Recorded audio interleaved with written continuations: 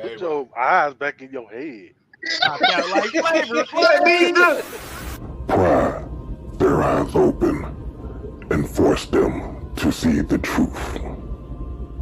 We will skin the sheep and sacrifice the weak.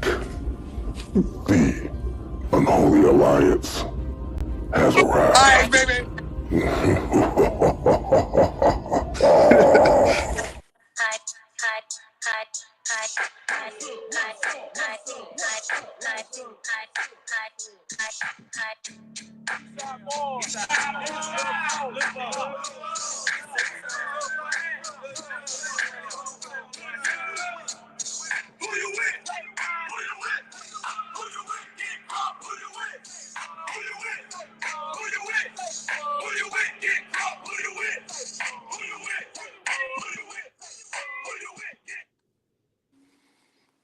What's happening? What's happening? What's happening? I'm your man, OG Truth, with a 2, Hurts with a Z.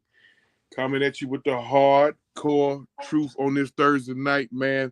I got my man, CW Foot in the Halco Foot. What's happening, man? What's happening? What it is, man. You know. Oh, man, ain't too much going on, man. What we're going to talk about, we're going to swap spit and talk a little shit tonight. We're going to talk about Lamar Jackson. What's the fascination and the obsession with Lamar Jackson amongst Falcons fans? And right. The second half of the show, we're going to discuss the embattled Trae Young of the Atlanta Hawks. Yes. Hey, before we get started, hey man, shout out. You know, you might not know the Who You With, the first song for Lil Jon the Eastside Boy. Yeah. One of the Eastside Boys is my cousin. Okay, all right. Shout out to them. They finna come out with some under that label, some other, just with the Eastside Boys. So coming soon. Jamarius Gillum, what's going on? Sonya Howard, what up, sis? Yeah, make sure y'all hit them buttons, man. We live on Truth TV, 6Man K channel, and the Mad Mike podcast. I'm gonna dive into this Lamar Jackson thing, and I'm gonna go a little hard foot. So you might have to pump my brakes a little bit, but I'm about to go a little. I got you, man. Okay, Falcons fans, what's up with this, man? I mean, it's so many Falcon fans foot that's so fucking Southside. What's happening, man? So triggered about Lamar Jackson. First and foremost, he don't play for my team. Exactly. So I don't give a fuck about Lamar Jackson. And it ain't me hating on the black man by saying that. Oh, facts. I mean, do that kind of... Hey, Chauncey, I'm gonna switch from my iPhone to my iPad. So if you do, just let me back in. Okay, got you. All right, keep going though. Okay. I see what the fellas go through, because I'm not engaging in that shit. I see what the fellas dealing with. I see what the fellas go through. I'm not. Hold on. I don't know which one to put you on. Hold on. Wait. Let me drop this on my phone, man. Let me drop the one on my phone. Okay. Hold on. Okay. All right. Now, Lamar Jackson, no doubt, is a dynamic talent, 2-time MVP, and good chance he's gonna win a third one. Okay. I still don't give a fuck about Lamar Jackson to the point where I'm gonna be arguing with Falcon fans about a non-Falcon. Bruh. I mean, the shit done got out of hand. A lot of these Falcons fans like the damn Hawks fans, bro. I mean, he ain't here. Some of those same Hawks fans are Falcon fans. Yeah, basically. Now I get to the point. Also, not some of y'all want to play the tough card. When a tough card get played, y'all do know they they hand all that shit over to me. Mm-hmm. When that tough card get played, cause I'm with all the shit. And guess what? I got a brother on here with me that's with all the shit too. So all the hey, time. look here. We prefer. Listen, that's what we always say with the Unholy Alliance. We rather pray for you than pray on you. Cause if that's what y'all want to do, then that's cool. But I'm gonna tell you, if you ain't built like that, bro, don't be like that. Yeah, the shit get out of hand, man, on social media right now. You know, if you ain't built like that, they ain't built like that. If you ain't built like that, look. If you got a complex, that's fine. Hey, it ain't my fault that you're short. I swear to God, it'd be 90% of them short motherfuckers. Nothing against short folks at all. Okay, but it'd be 90% of them short motherfuckers. Y'all motherfuckers get all tight ass and sideways. Look, blame God. Don't blame me. Hey, blame God if you're short. Blame God if you got a short dick. Yeah. And I'm just I ain't gonna stay on that too long. But all this tough shit, bro. Y'all, if you know you ain't built like that, don't be like that, okay? Cause see, when you go that tough shit, they gonna refer to OG. They're gonna refer to me. All right. Well, not only that, man. It's not even about the tough shit, but the slick, disrespectful shit. You know, bro. Some people take this social media thing to another level. Like it's their other life. Let me Bro, tell you I'm something, over man. here having fun. I talk shit with the rest of them. Like the folks know me on the Hawk side. You know, they call me we're gonna get to that for whatever, but I ride with it. Trust me, we're gonna get to that. Listen, I get it, man. Some of you guys wasn't very popular in high school. I get it. I understand. I was. Okay. I was. All right. I didn't get most popular, but I was. Okay. I've been popular all my life. And guess what? If you're not popular, that's cool. Shit come with being popular. That's just like shit come with being a star of the team. When you're the star of the team, you're going to have to deal with backlash. You're going to deal with bullshit. We're going to get into that on our next subject. Let me tell y'all something. Cut the bullshit, man. We don't have to listen. Folks don't have to agree with you about Lamar Jackson. Fuck Lamar Jackson. How about that? Okay, look. You can write it, email it, tweet it, X it, Y it, Z it, Instagram it, Facebook it, YouTube it, OG Truth with a 2, Hurts with a Z. Make sure y'all hit them buttons. Make sure I hit them buttons.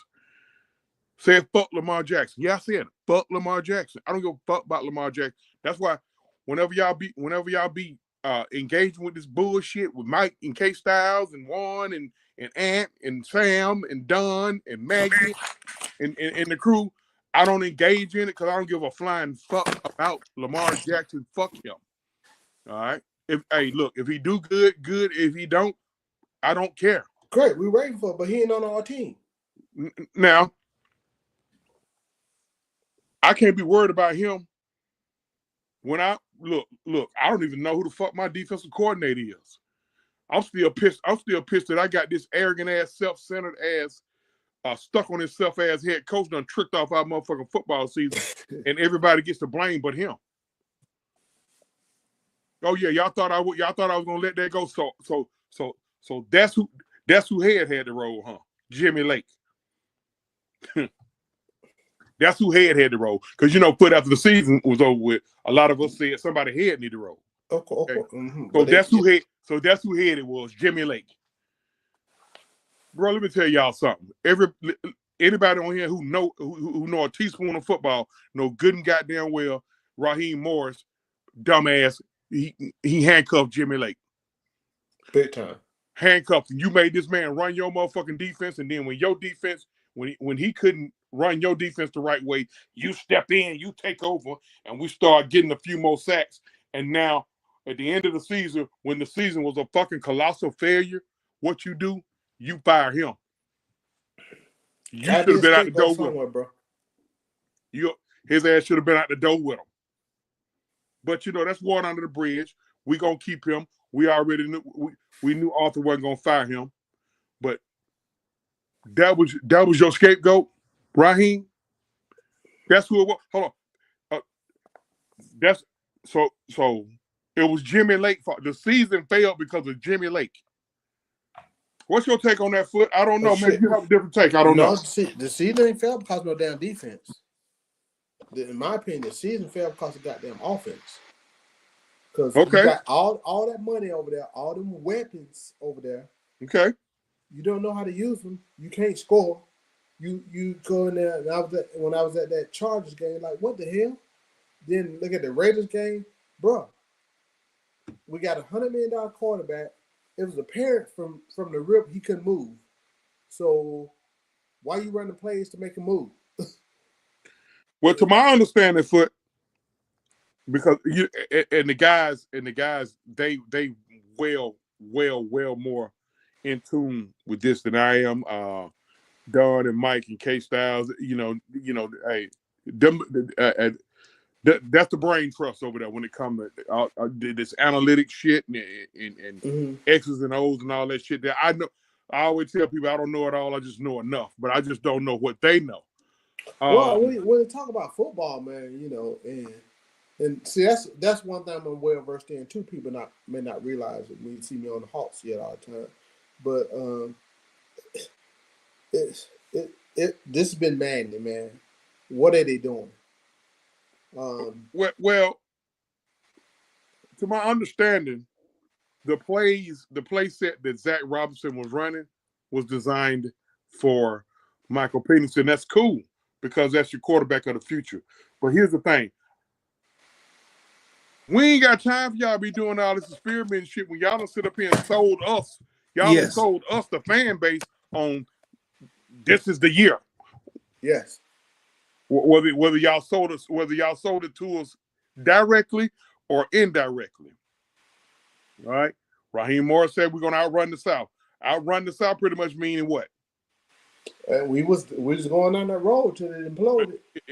Outrun the South would mean we should have at least did what? If we outran the South, win it.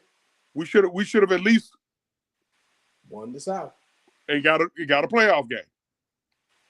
A home playoff game. First home playoff game in that building. Building been here damn near 10 years now. We still ain't played a home playoff game. Sure have, hasn't it? Okay. That didn't happen. And y'all around here fucking around now, and then when you start hearing different shit, you start hearing about who might have been hurt. Why am I hearing? I don't know how true this is, but why am I hearing, Foot? I don't know if you heard this. That Young Way Cool, our kicker, who struggled a lot this year, had his worst year of his career, had been playing with a bad hip all year. I heard that too. I'm like, what? The dude been inconsistent all along. And it's like if he got a kicker, that's one thing a kicker can't have is a bad hip. Yeah, sit him down. Why he still kicking, missing? They could have sat him down, let him healed up, and he could have came back for the second half of the season. That's on the sideline over there, bro. That ain't on the player. I think they felt, and which I agree, was so close to the playoffs and doing something because we had who we had from an offensive standpoint. I mean, hold on, Foot. They say Cool been hurt all year, Foot. I know that. So I can blame the players, but before I blame the players, I'm not blaming the players. In this situation, every situation is different. I'm gonna have to look at the sideline. I got to. That's not always the case, but in most, but I got to look at the sideline on that. Oh, you have to. I mean, it's easy. It's an easy case. The Falcons started out 6-3. Everything was seen about one goddamn thing was wrong with the quarterback when we were 6-3. Then we went on a 4-game slide. Now, why do I hear after the Raider game, the game we actually won, that the quarterback been hurt since the Dallas game? Bruh, I know he been hurt for the hell. When the season started, I'm like, why can't he move? Why they got him? Why don't have him on the center so you can really affect that play action? He got hurt. So he got hurt again. He got hurt again. Oh, I didn't know that. He was playing okay with the Achilles. You can see his mobility was different. But for me, he got hurt again. Hurt and ride the rip. Yeah, he got hurt again, either late in the Dallas game or early in the New Orleans game. The 4-game started with New Orleans. Prove it what's going on. So now, Raheem, now you telling me you've been playing with me, bro. You've been playing with us. You don't sit up here, you don't play this man, allegedly, supposedly, knowing he was fucking hurt. And then when the fans start clamping down on your ass, now you throw the man under the bus and say, okay, Phoenix is the starter for the rest of the year. See, I kind of stayed quiet on that because I was so fucking heated that look at him. I'm trying not to see. I got suspended 4 times last year, Foot. I'm trying to go a year without getting suspended. And hopefully I ain't suspended by the end of the night, especially when I get off this Trae Young situation. That's what I got to worry about. I got to worry about my Falcons, not no fucking Lamar Jackson. I don't give a fuck about some dude who came out of Florida, who the rumor was his mama fucked his way to the top. Yeah, I'm going there. Yeah, his mama fucked his way to the top. Fucked all the coaches. You know, we're familiar with that. Yes, we are. But hey, do you, sis? Your son is a 2-time MVP, and he rich. So hey, you wasn't fucking for free. Okay, but let's just call it for what it is. Threatening the coaches at Louisville, she would pull them because Louisville wanted to leave him, wanting to play receiver, running back, and I get that. Sometimes that can be annoying, you know. Sometimes that can be annoying, punishing the guy because he's that athletically good, you know, and then trying to move him to another position. I get it. So I really don't care. I don't give a shit. And I actually like the Ravens football team. Yeah, me too. The best player in the foot, yes, the best player in the NFL, yes, he plays for the Baltimore Ravens. But his name is Derrick Henry. Derrick Henry is, you take Derrick Henry away from that offense, they're probably still good enough to make it to the playoffs. But this team right now looks Super Bowl contender ready with Derrick Henry. I'm just calling it for what it is. For sure. If I'm Todd Monken, former Georgia offensive coordinator, who is the coordinator for Baltimore, I could dumb my playbook down now. I got a 245-pound animal coming out the backfield that's going that you know that stays healthy. He don't get hurt that much. Takes care of his body. If you heard what this dude eat, you'll be like, God damn. Like bro do some shit like he don't eat nothing during the day. He only thing he just intake is water and fluids, and he don't eat to at night. And then you got a guy that's athletically gifted like Lamar.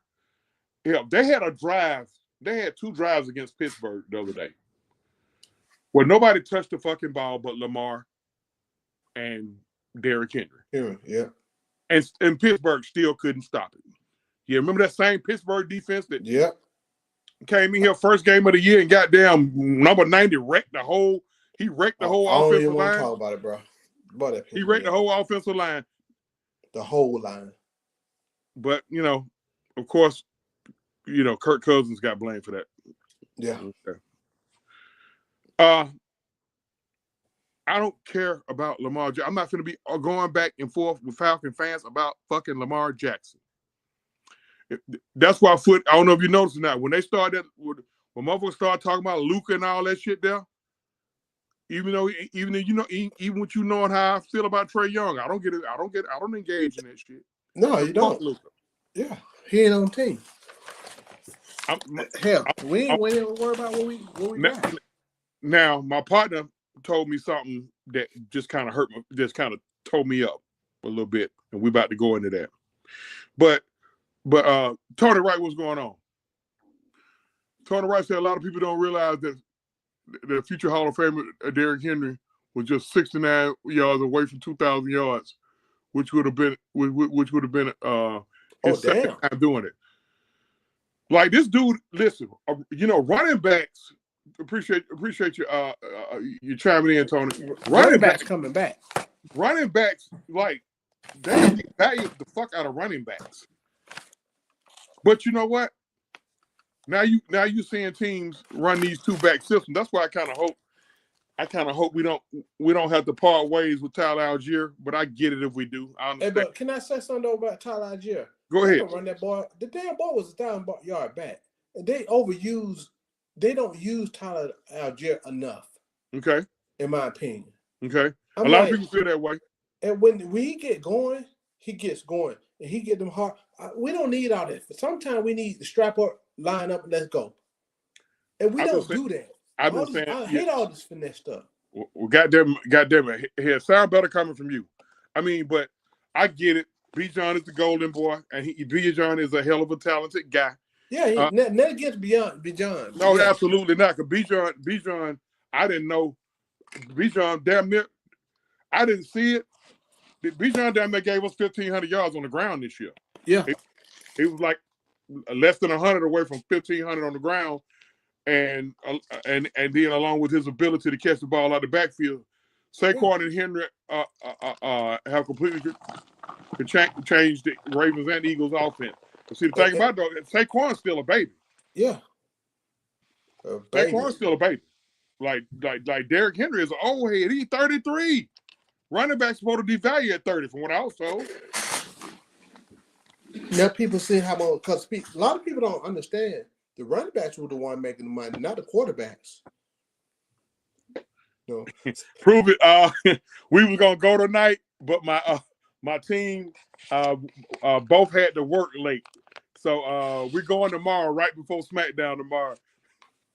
I know you waiting on. Hey, they love my wrestling show. Hey, my team, both of them had to work late, man. So we going tomorrow. But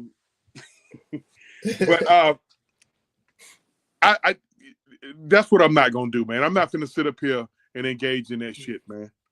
I'm not finna engage in that shit. I don't give a shit about Lamar Jackson or nobody else who don't play for the Falcons. I'll tell you who I care about who don't play for the Falcons.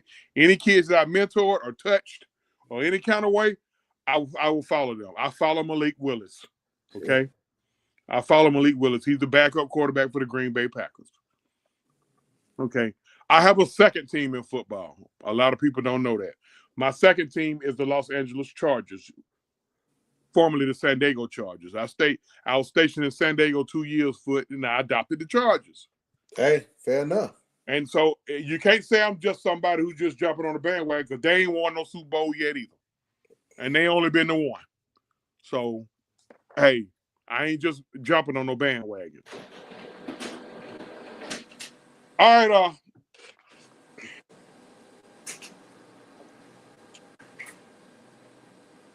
let's go and address this elephant in the room with my Atlanta Hawks. Okay. Let's hit it. Okay, first of all, our Hawks are 20, 21, and 19 at this stage of the season. Not bad. It's a log jam. It's a log jam really between 4 and 10. If you go on a 5-game losing streak, you can fuck around and be out the playoffs. If you go on a 5-game winning streak, you can fuck around and be the 4th seed. Yeah. The top teams are here to stay. Boston, Cleveland, and New York not going nowhere. And we beating all those teams. Now, we secured the #1 overall pick in last year's draft, with this year's draft, for this past season's draft. Right. Okay. And that was, first time in 50 years we've done it. First time ever, wasn't it? First time. Well, we drafted David Thompson, #1 overall. That's right. Yeah, we did. Yeah. But he actually never played a game in Atlanta. Kind of like we traded for Dr. J, then he never played either. Well, Dr. J, that was some shit that was beyond the Hawks' control. Yeah, we know. Yeah, that was beyond the Hawks' control. So, Hawks fans, stop. Hey, listen.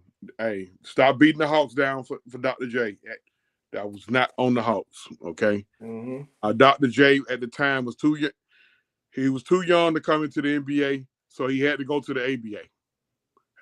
Had the Hawks played him, they would have got fined like $28,000 per game or some shit like that. Now, in today's NBA, that's not as bad, but $28,000 per game, you do the math.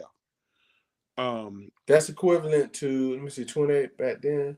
It's probably equivalent to about 100,000 a day. No, more than that. More than that.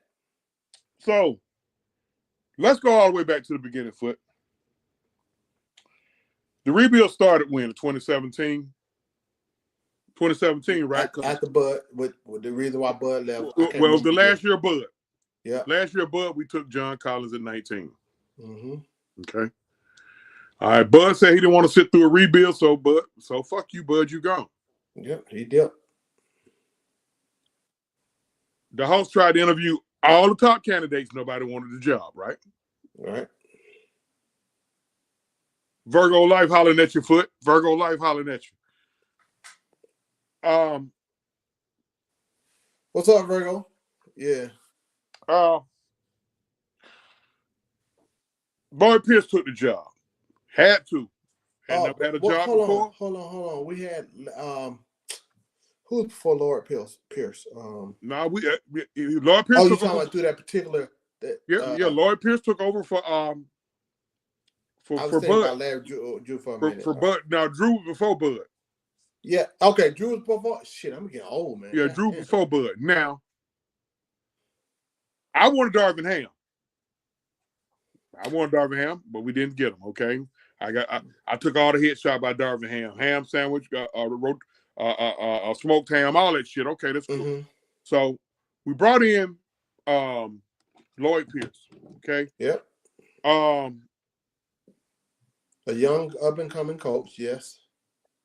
I'm gonna pull up the Atlanta Hawks roster.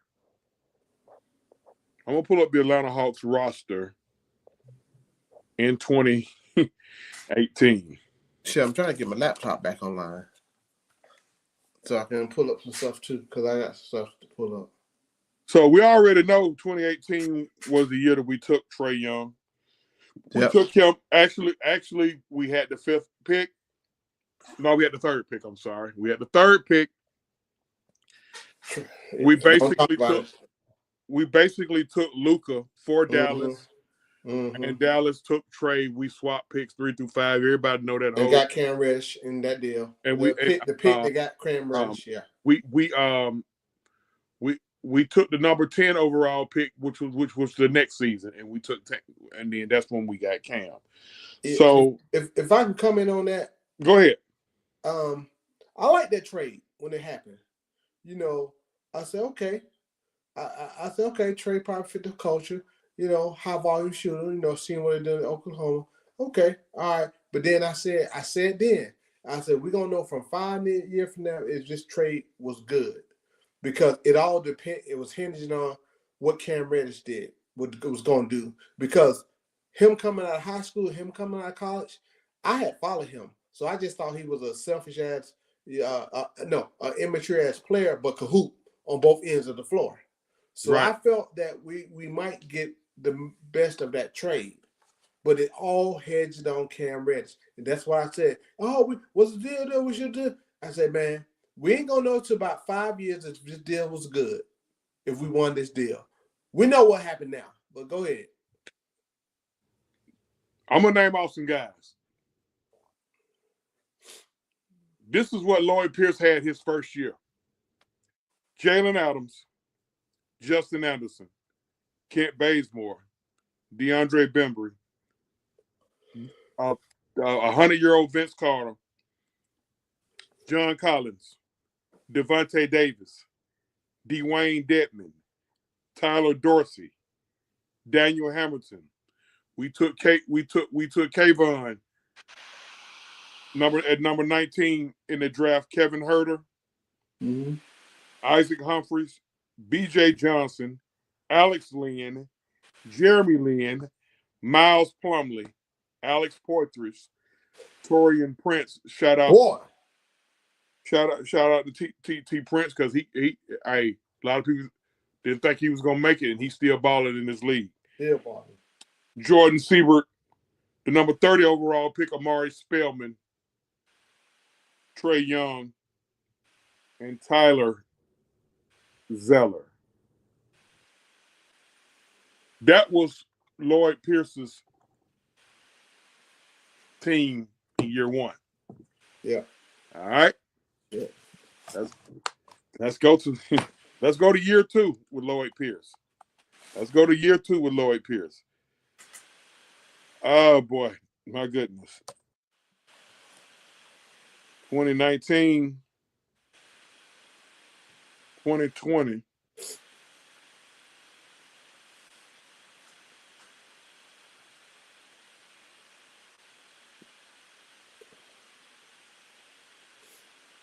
Okay.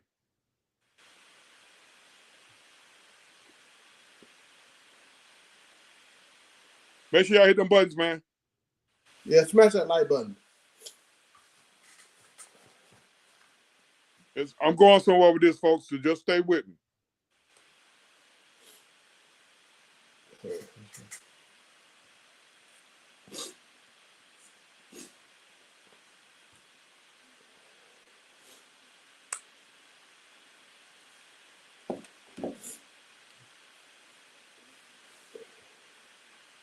Okay, all right, okay, all right. Now we're cooking. Okay, DeAndre Bember, Charles Brown, Vince Carter, John Collins, Alan Crabb, Dwayne Dedman, Bruno Fernando, who we took him in 18, I think.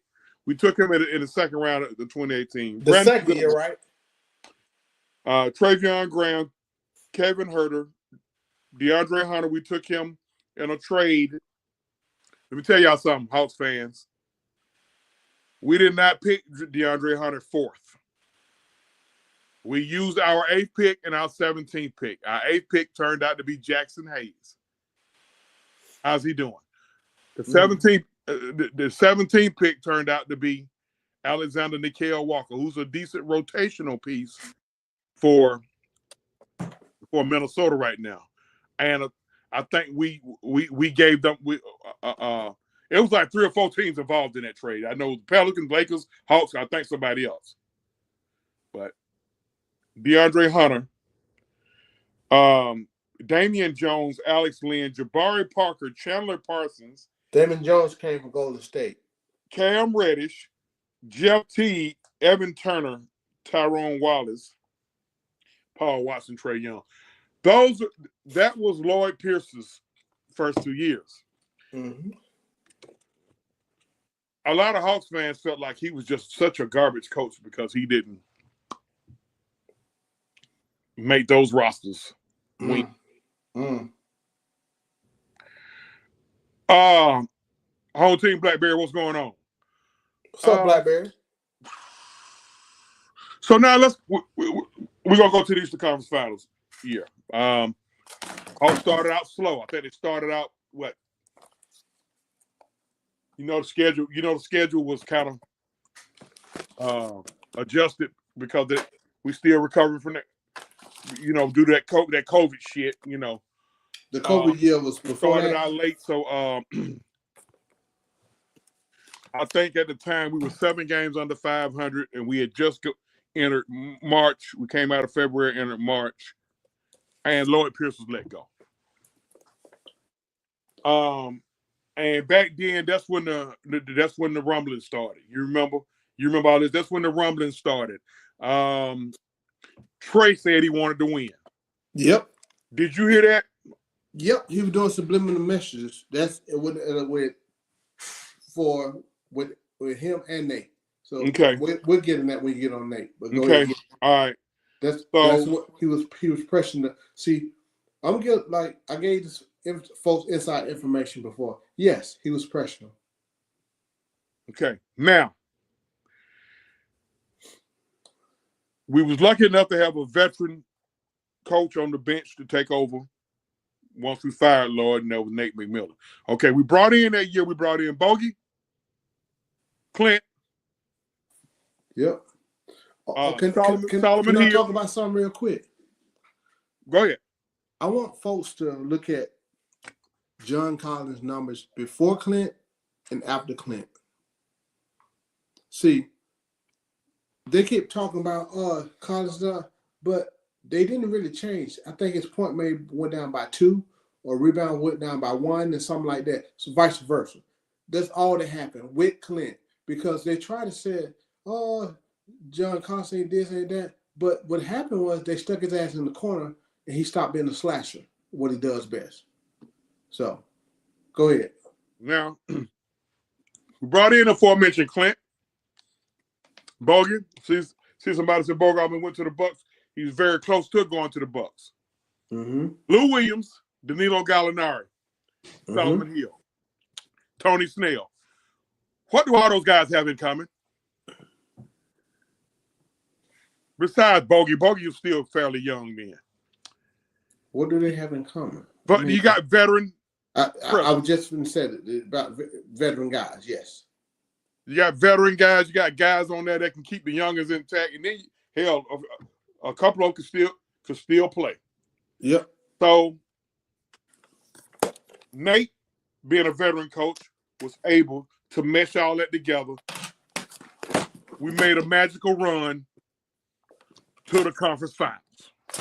Yes. We made a magical run to the conference finals. I don't know what it could have been had Trae not stepped on the referee's foot, and nothing we can do about that now. Y'all stop sending death threats to that man's house, because we don't know if he intentionally did it or not. At the end of the day, man, it don't matter, because if you really want to look at it, that one play, yes. Didn't we win that game? One of them games he was out. Now, in that, I mentioned Gallo. Southside. In that series against Milwaukee, Trae and Giannis got hurt in the same game, right? Yeah, Giannis was out too. Yeah, Trae and Giannis got hurt in the same game. We won that game. The same game, but they're both out. And I think did we win that game? No. I think they got hurt in the same game. I think Trae got hurt early and Giannis got hurt. No, I'm talking about when Trae missed the game. Yeah, hold on. I'm about to go to that. Okay. We won that game. Giannis was out when Giannis got hurt. Giannis was out to game 3 of the finals. Yes. Game 2 or game 3 of the NBA finals. They was both out for game 5. Mm-hmm.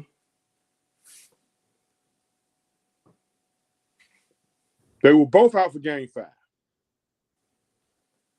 We lost that game. Yes. We lost that game. I forgot who went crazy for Milwaukee, but we lost that game. And it was now game 5 was Milton? I mean, we lost game 5 in Milwaukee. What's the kid? Middleton. What I mean, Middleton went crazy here in game 6. Okay. Then we came back to game 6. Trae came back. He gave it his best. His ankle was still kind of bummed. We lost in game 6. And here's where the shit started right here. All right. Look, we got a decent roster. We got decent veterans. A couple of them going to probably ride off into the sunset. They're getting a little old. Now here comes the Traces. We need to get rid of this guy. We need to get rid of that guy. Trae needs help. Nate McMillan, he's just really a dinosaur. He shouldn't even, he got lucky. Because Trae carried this team to the Eastern Conference Final. What being said. Trae needs help. Okay. Clint wasn't enough help. Bogey wasn't enough help. Gallo wasn't enough help. Tony Snell wasn't enough help. Lou Williams wasn't enough help. Lou Williams. If you want for Lou Williams and Gallinari. Hold on. Let me add on to that. Cam Reddish, the Red Velvet, DeAndre Hunter, all of them had some key games that gave us key wins in the time of need. So let's not forget that. You know, them guys played a role in all in eliminating. They finna kick our ass up out of there, and they came through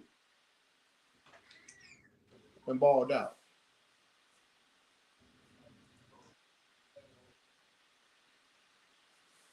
You know what I'm saying? You see that, Johnson? Yeah. I had to. I'm trying to multitask. Gotcha. Okay. All right. So here's where we are. There's a lot of rumblings and grumblings going on. People like me and you were saying, leave it alone, y'all. Let them listen. Let the youngins develop. Leave them alone. Mm-hmm. Okay, we mix in veterans as we go. Okay, we know Lou was on the backside. Lou was on the way out. We had an option with Gallo. We could have brought Gallo back, but it would have cost us damn near $20 million. So here's what we did.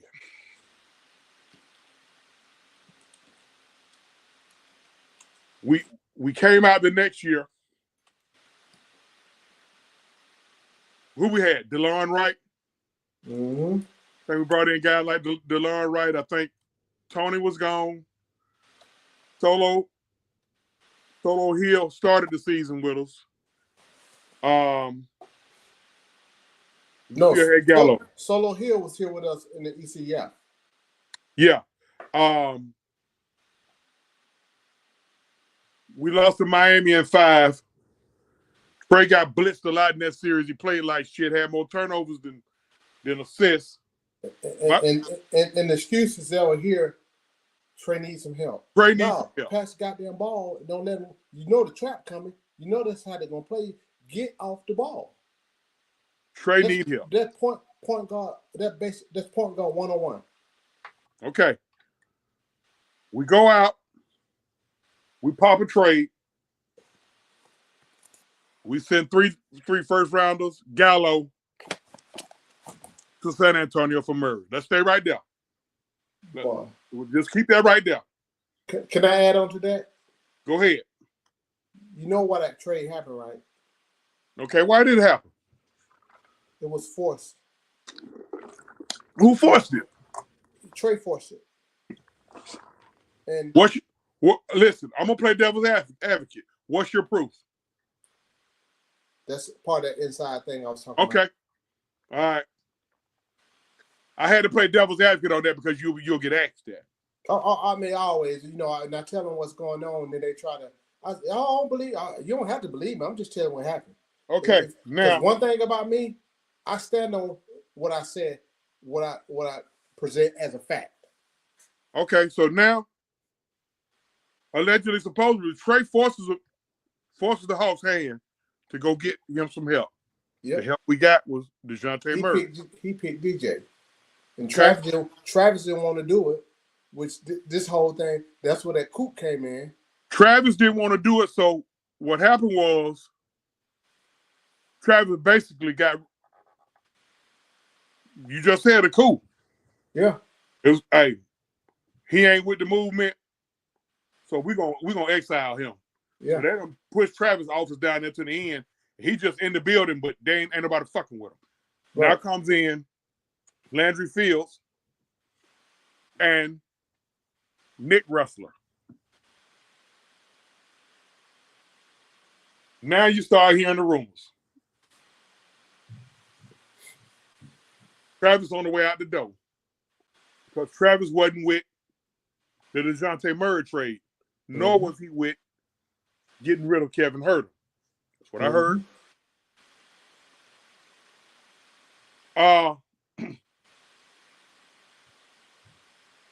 Travis out the door.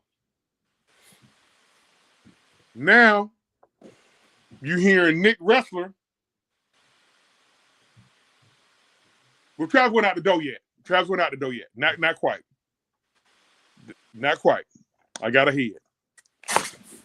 Tension started happening with Nate McMillan and Trae Young. Allegedly. That started early, yes. Supposedly. No, that's a fact too. Okay. in the midst of this, Cam Reddish said, man, I feel like I'm being bullied. I want to be traded. So we moved Cam Reddish and Solomon Hill to the Knicks for Kevin. What's his name? Yeah, that dude. Yeah.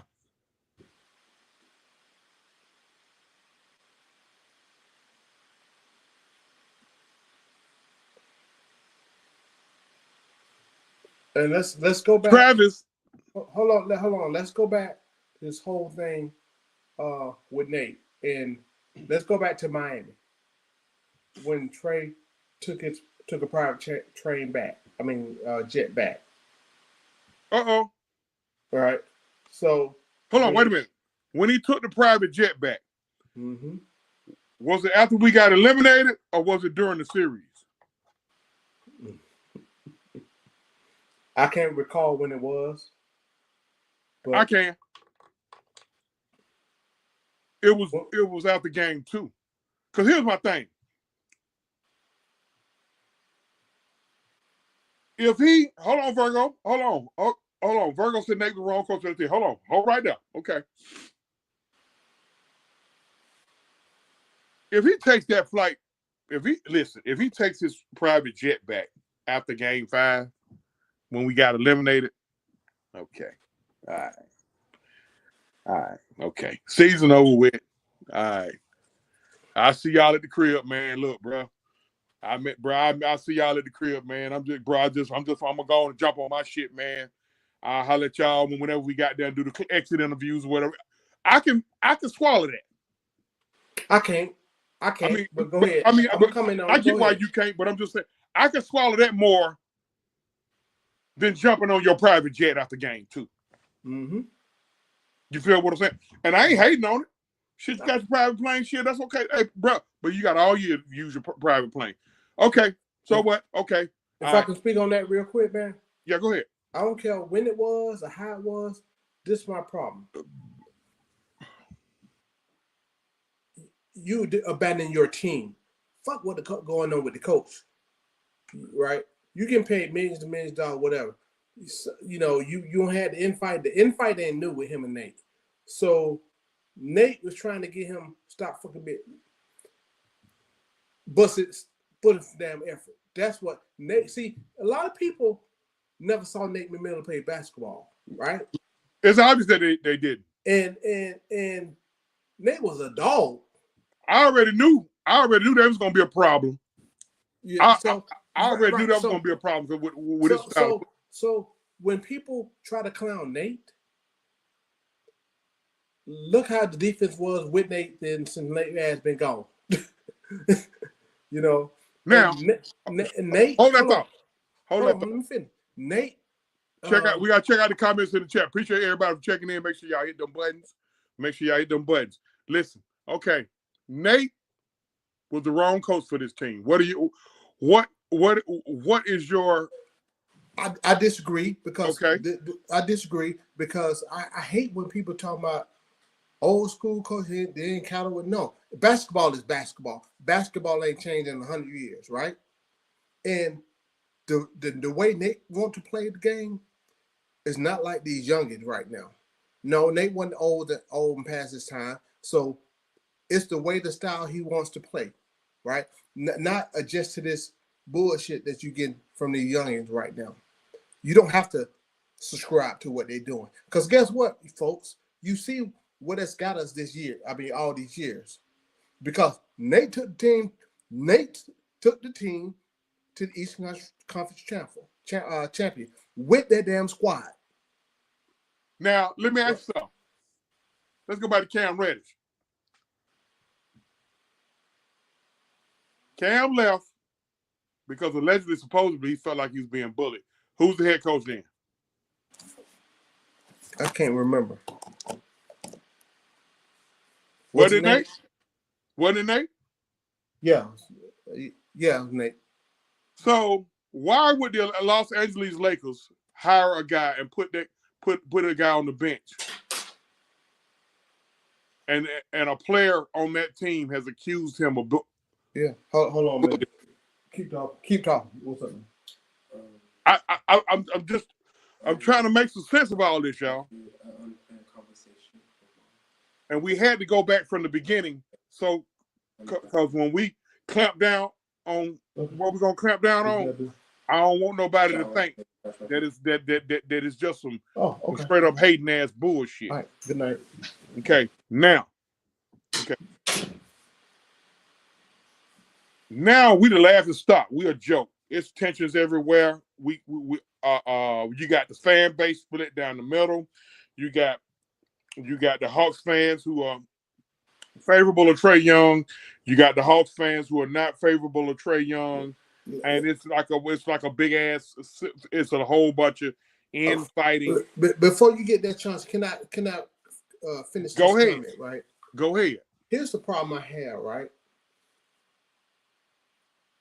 And this is why I hold Trae Young accountable that a lot of people don't even think about. I hold him accountable for the ruckus with two coaches. I hold him accountable for forcing that DJ trade. All that shit set us back. Who was the head of it? He was. Right? I don't like that. Right? That's just me. That's my opinion. Because that forcing that DJ trade and the other stuff set us back. Now, hold on, let me finish. My bad. What people don't talk about is those two consultants that wrestler brought in. One was from Cleveland. They thought they're going to take the place of Landry, and one from whatever he was from. Right? See, what folks don't know. The reason why a lot of this shit changed recently, because wrestler listen to the consultants. That's some other inside shit, right? And that's why you see a direction. And I'm gonna tell you this: there was a talk with Trae Young, both from the organization and Paru Q, how you want to call him, right? So, and that's all I'm gonna say about it for right now. That's why you see some differences, different style of play, and just some differences overall. Now, everything that I'm just go ahead, go on. I ain't, Now, so those two consultants was listened to. I'm looking at who that there. I just added in here. What up?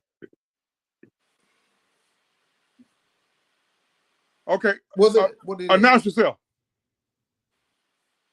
It's T Hill. Oh, T Hill, what's happening? What's up, boy? I thought it was you. What's going on? All the incognito shit. Okay, listen. Okay. I'm looking at what Virgo Life is saying. He said Nate was old. His time had passed. He was mediocre. Can I comment on that? Please do. I hate when people say a coach is old, past his time, and mediocre. But the closest we ever got to anything was with Nate McMillan. Period. Right? And then I hear, Nate's running the Lord offense. Man, basketball is basketball. If you look at the NBA, the motherfuckers don't run no offense. They run sets. Okay, sets. Ain't nothing extravagant about what they do. Everything they do is on film. It's basketball. That's all they do. See, they want to make every excuse. So no, Nate. What the problem was? Trae Young couldn't handle Nate's coaching because Nate got in his ass. He had him accountable, and that was a problem because Trae come in. I'm the so-called superstar. I'm on the max, and he thought he was going to will his way. And see, what you don't understand. That's why his value has. How is Nate trash? See, Josh, folks be talking about Nate trash, but Quinn, he better than Quinn. Nate took us to the ECF. So how is what he you trash? mean? Hold on. Oh, you gonna say Trae did it? They always gonna say Trae did it. I know it. No, I want to hear. Come on, Chad. You talking about Nate was trash? How was he trash? How was he trash? How was it if he took her to the Eastern Conference Final? How was he trash? Give me some facts. Because right now you just give me your emotions and your feelings. Oh, John. I see what y'all talking about. Okay. Yeah. So how was he trash? Because on here we're gonna call you to the table. We're gonna make it. We're gonna make it. I'm trying to figure out. Facts speak for themselves. Quinn ain't better than Nate because Quinn ain't took the team to the ECF or past it. No. Josh, how was he trash, Josh? You just told me what? No, he was trash. He didn't adapt to the new age. He said what the fuck that mean? We attempted at least threes in the NBA.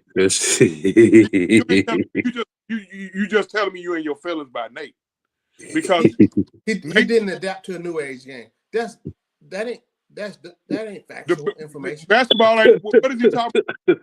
It ain't changed in 100 years. But hold on, that's how you feel. See, I'm glad we got Josh on here. I let you know. See, Josh is an example of the dumb shit that we be hearing in the Hawks group. Mm-hmm. No shot at Josh, but that's just the dumb shit we be hearing. Because right now, under Trae 7 years, his best time was under Nate McMillan. Best time. It ain't. Hold on. You know that 500 record he's had since he's been here? His best year was under Nate. Wasn't it? Yep. Oh, folks don't realize Nate was a what? What position did they play? Southside. I'm gonna get the Southside. Hold on, no. But I gotta respond to this. Go ahead. If you leave a job and you're gonna get paid by that job for the next 3 years, would you be in a hurry to get another job? And guess what? They forgot they were still paying Nate. If Nate took another head coach job. Look. What saved the Hawks was he took the job with the Lakers because he was still getting paid this year. Yeah, this year. Too. He was still getting paid this year. So I think he was talking about before he got here. Well, before we fired Pierce. Now listen. We can harp on Nate and all that stuff that we can already see how this going. We can already see how this going. Excuses hold on, Josh. It ain't got nothing to do with the least amount of threes. How many threes did we make last night? Now. But go ahead, Chauncey. Now, I got a little something right here. Josh, Nate don't need to be a head coach. That don't mean nothing. I got something right here. The Hawks were 202 and 242 with Trae Young on the floor since he got drafted. 202 and 242. Sub 500. All right. Everybody saw what we did during that Eastern Conference Finals run. And the next year, I think the Hawks went 43 and 39. So it's safe to say his best run under 3 coaches is easily Nate McMillan. Okay. All day. Now, since the 2021 season, since we walked off the floor in the Eastern Conference Finals run, the Hawks are 97 and 100 with Trae Young. On August 21st, 2021, the Hawks extended Trae Young for 5 years at $215 million. And the contract started in the 2022-2023 season. And right now, we're in year 3 of that extension right now. That extension was more because he got the Supermax with the All-NBA. Now, he ain't got Supermax yet. No. The last contract. No, but what I'm saying, the last contract wasn't Supermax. Yes, it was. 215? Yeah, he made Supermax last contract. You sure? Yes, because he was All-NBA. Yes. I didn't think that was Supermax. I didn't think it was. Well, the shit don't went up, but yeah, he did get Supermax. Okay, no. Okay, all right, okay. So now we're in year 3 of that contract. He been All-NBA since then too, by the way. I just told you what our record is since the Eastern Conference Finals with Trae Young, 97 and 100. So basically, we have been swimming in mediocrity. And this year 7. Let me tell you something. I'm gonna mention 2 guys. Michael Jordan won his first ring in year 7. LeBron James won his first ring in year 7. Year 6, Michael Jordan lost in the conference finals. All right, to the Detroit Pistons. Year 6 for LeBron, he lost in the NBA finals to the Dallas Mavericks. This is year 7 for Trae. All right. Year 6 with him, we were a 10 seed and out the door on the play-in. So now, here we are. We are at a crossroads as an organization. Now,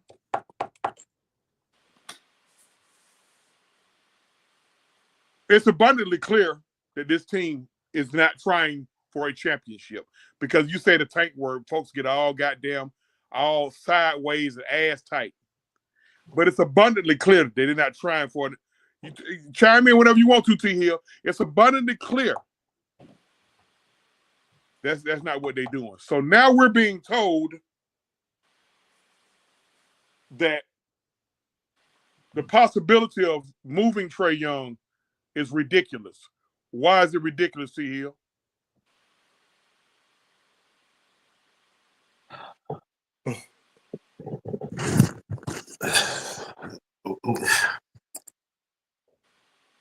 Because to a lot of people, Trae Young is the best thing smoking. Like hope is hope.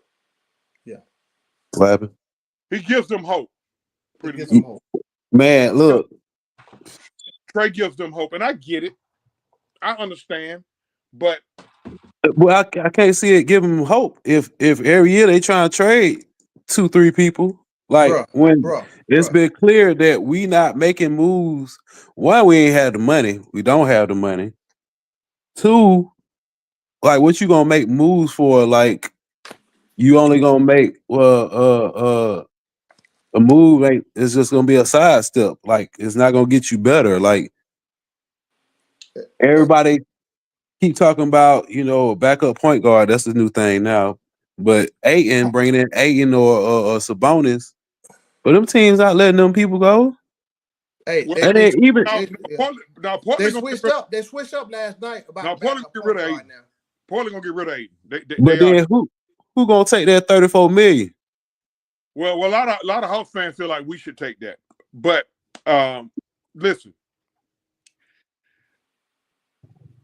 Hey, can I respond real quick to a couple in the chat? Go ahead. Blackberry. It's not guaranteed that he'll make all NBA this season. I don't know. It's not guaranteed.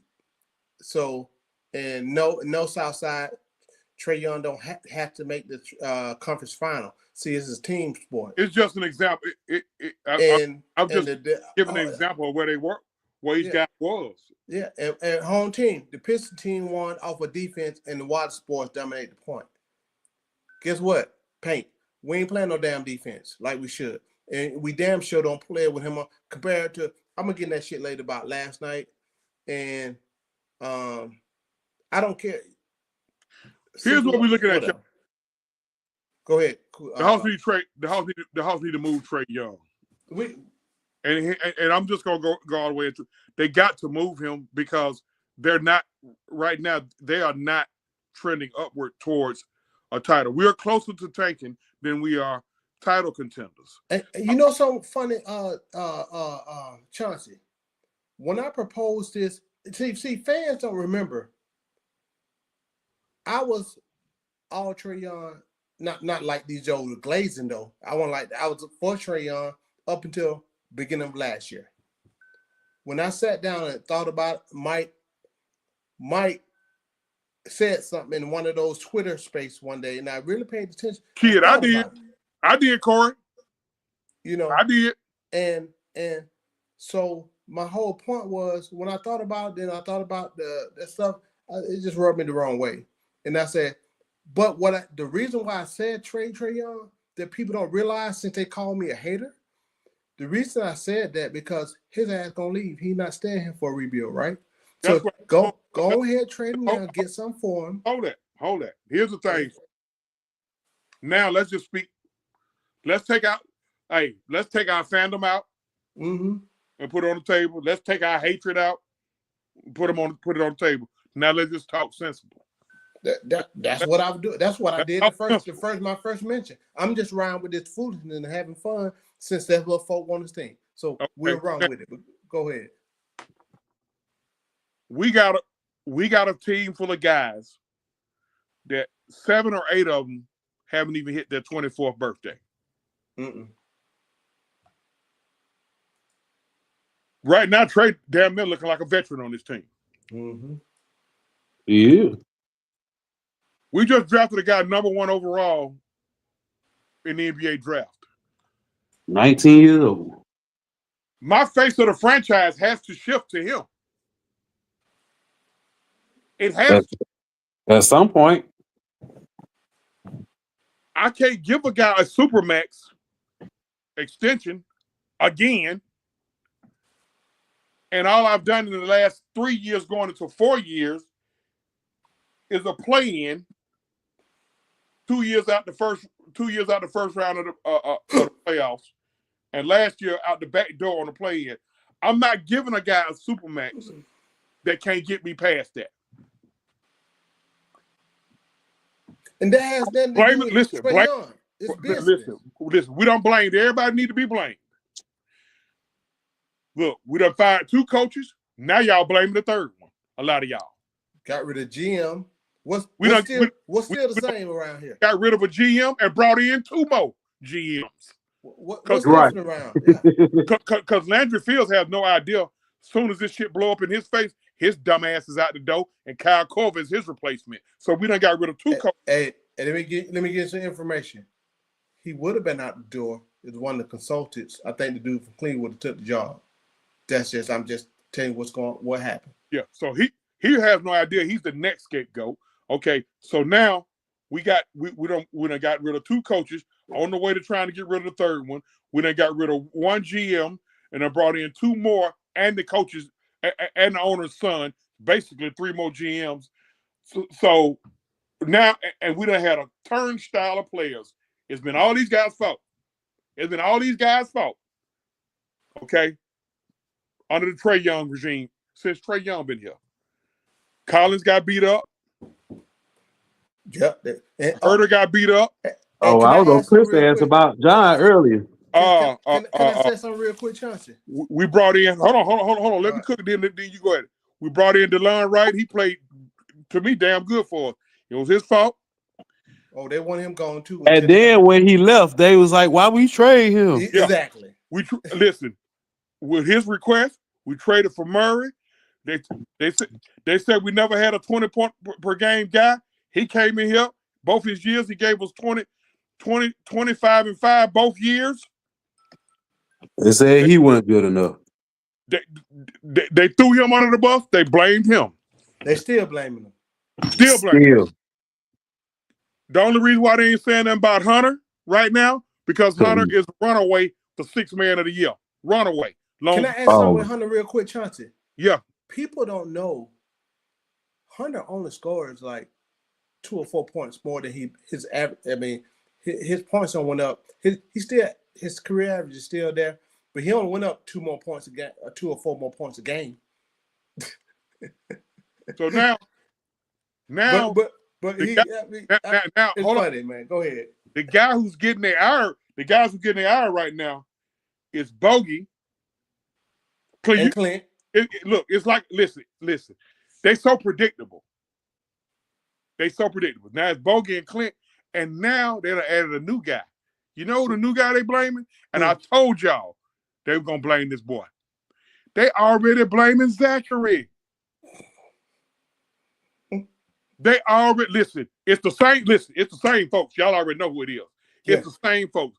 They already blaming Zachary now.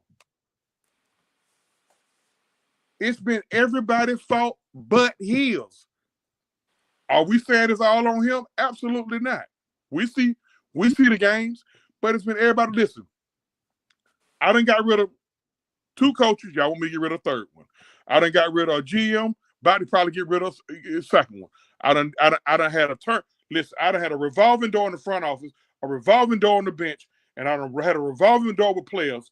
And there's one common denominator. And y'all telling me we got to give him the Supermax. Why? Why? Can I add something to that, Chauncey? Add to it. If folks go look at he's all great and everything, you know how they said Clint stats trending down? He's getting worse. I went back and looked at Trae stats for 7 years. I would implore people to look at him. You know what the excuse is going to be? He's getting his guys more involved. He should have been doing that. My whole thing with Trae, this whole Trae thing now, he don't pimped us. He don't sold our ass short. He don't wasted a lot of years with his foolishness on the shit he's trying to make. And no, Southside, Trae is not evil. I blame him I can't blame him though for that. Oh no. I blame the organization for allowing it. The organization, what the organization did this offseason, they took back control of the organization. They took it out of Trae's hand. That's what they did. That's on them. They shouldn't have gave him all that power in the first place. Because he had a lot of power. But what he was doing and stuff he wanted, obviously it didn't work. So who said Trae is evil? Y'all just be saying anything. Yeah. How long was it between we had a player the caliber of Trae? What does that even matter? Hold on. Somebody told me Trae was the best player in franchise history. Don't lost that goddamn mind. It was Nick is a Hall of Famer. How the hell Trae gonna be better than him? Nick one of only seven people that got a statue outside the arena. Is that talking about he boy stop? But anyway. Listen. One of our loyal Hawks fans said, if we move Trae Young, we're gonna be fucked up for 30 years. So guess what? Yeah. Yeah. Guess what, y'all? The Atlanta Hawks came. The St. Louis Hawks came to Atlanta the year I was born. I was born in 1969. I'm 55 years old. So right now we going on year 56 right now. So you want to add 30 more to 56? Yeah, exactly. You still ain't won a title. I'm 54. Exactly. So that right there. Hey, I understand. And he should know better. That's no story. That's no story. He got a right to his opinion. Listen. Yeah. You're right. Here's what y'all Hawks need to do. Here's what y'all Hawks need to do. Everybody who feel like we need to keep Trae Young, this is what your Hawks need to do. I'm finna give y'all the blueprint to keeping Trae Young. And here, everybody up here want his ass gone. But the Hawks, let's see if the Hawks do this.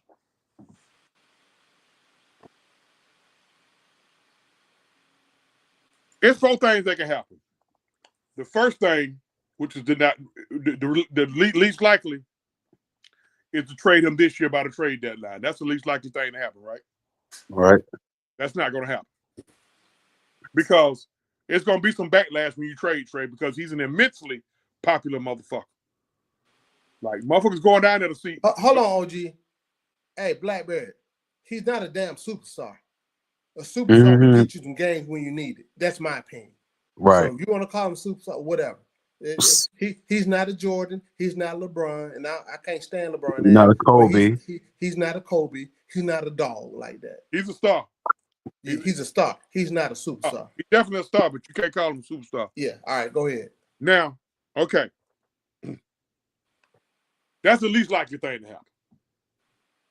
The next thing that needs to happen is at the end of the season this year, the House, all the House brass, Quinn Snyder, Landry Fields, Kyle Korver, and Nick Wrestler and Tony Wrestler One more thing, Chauncey.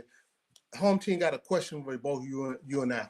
You want to address that before I address it? Okay. What's the question? Question to OG: How far in between was it before we had a player the caliber of Trae? What caliber is Trae? That's so special. That's what I'm trying to figure out. He's a high volume. Okay, let me ask you. Point guard. Okay, you know what? This what I'm at. Ask Blackberry or anybody else. I'm supposed to be cool with just having a guy that entertains me, because that's all y'all.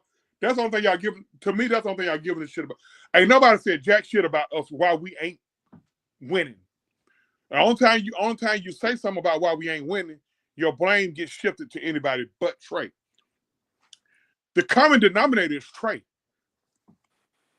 With all of this shit, we saw in 28 games last year and 3 times this year that the coach of the Hawks coached much differently when Trae's not there. Yeah, damn sure did last night. It ain't even close how much differently. You got to play him. But hold on. Let me go back to the formula for keeping Trae. I want everybody to stay with me on this now. Go ahead. They need to get all the brass and fly out to LA, out there, that $20 million match that they done bought out there. Motherfuckers say, oh, it's just a rental property. No, ain't nobody buying no $20 million rental property, bro. Don't believe that dumb shit. And they need to have him an extension. Offer him a 3-year extension, 3 years, 150. That's $50 million a year. If he tells you no, you ask him right then the list of teams that you want to go to, and we'll get you moved. Because if we don't have him extended by training camp next year, he's not going to be a Hawk past 2025. Yep. Because he got it. He opted out. Yeah. Past. No, he's not going to be a Hawk past the fall, past the spring of 2026. So if we don't get him extended by training camp next year, because next year, this offseason is the only time he can. That's the last we can wait to. We need to get. If they were smart, they'll extend him now. Mm-hmm. If we don't get him extended, he's not re-signing. Yep.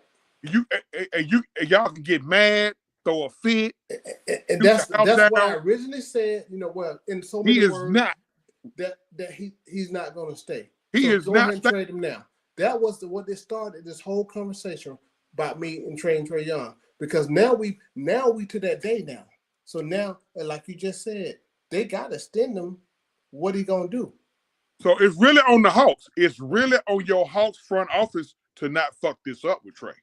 If they want Trae to be here beyond the rest of his contract, because he can opt out at the end of next year, bro. He can opt out at the end of next year, bro. Mm-hmm. I'm just telling you now.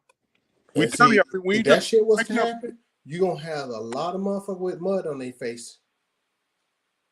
The Hawks, if they don't have him extended, he's going to leave.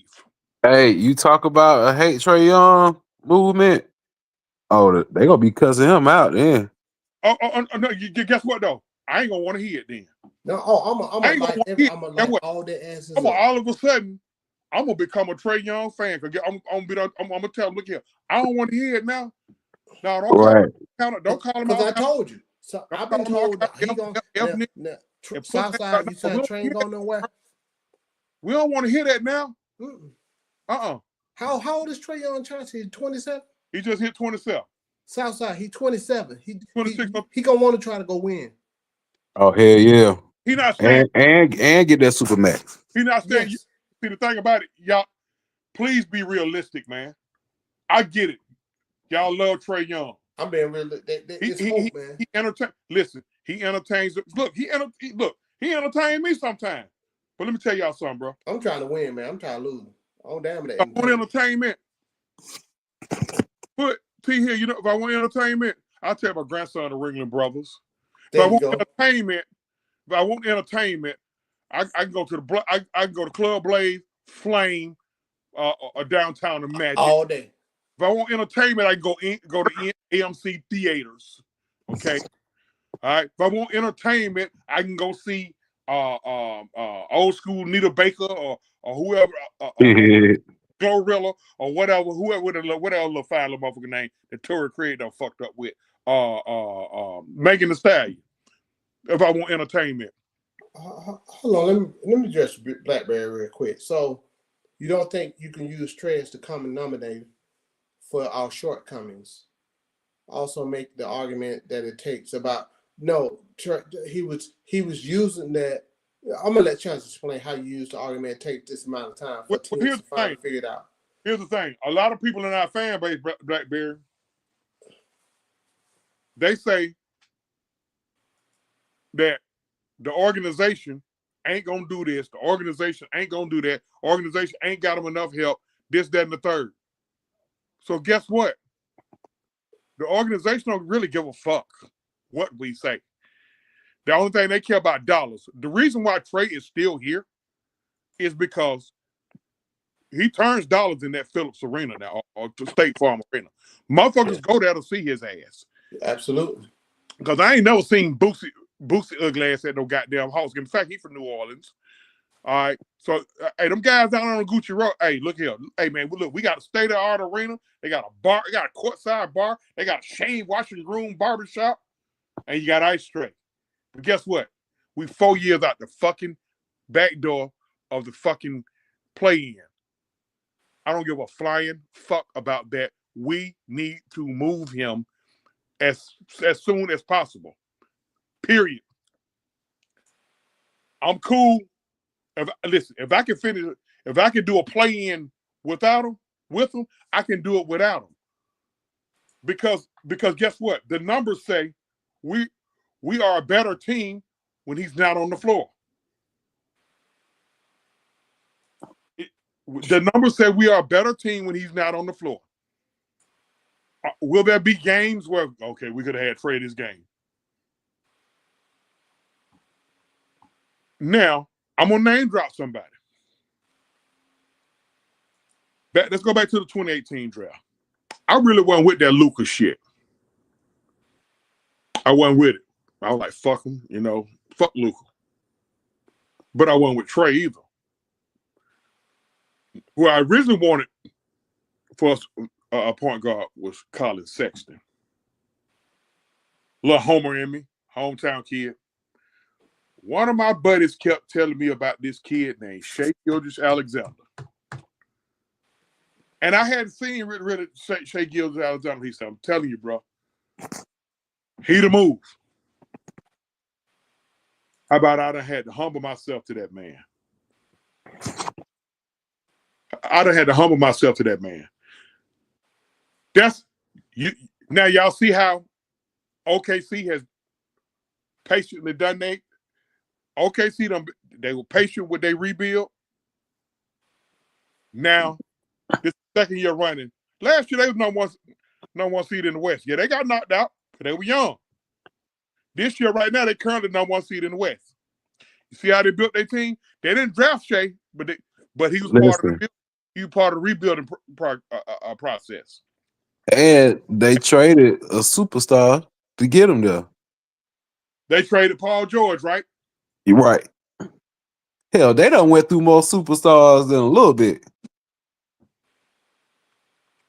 They stayed.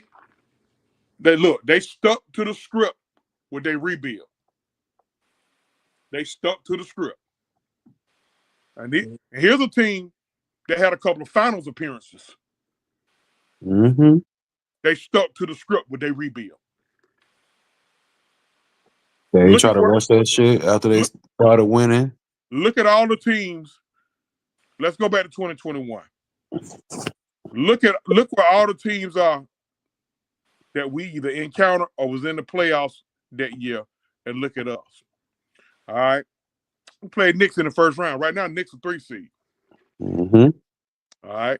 We played Philly in the second round. Everybody know why Philly in the fucked up position they are in. Everybody know that. And we played Milwaukee in the finals. Milwaukee ain't went nowhere. By their standards, they had a couple of down years. They started off down this year.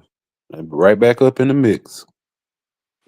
Everybody talked all that shit about Doc Rivers. Doc Rivers got them over right back in the mix. Hold on for me. Meanwhile, we studied Trae and water. Hold on. Blackberry. Paul George is superstar, but Trae is not. Trae can't hold water to Paul George when he take over. See, here's the thing, man. Paul George is one of them dudes. He ain't no little bit ass dude. When you need him to take over a game and go get you one, he can do it. Come on, man. Y'all, I don't know, man. Wait. That's just part of the equation, though. Yeah, Paul George is a superstar, man. Come on, man. Paul George on the Pacers, even after their first injury. Hell, man. Shit, man. Come on, man. Y'all doing them all. Go ahead. Oh, boy.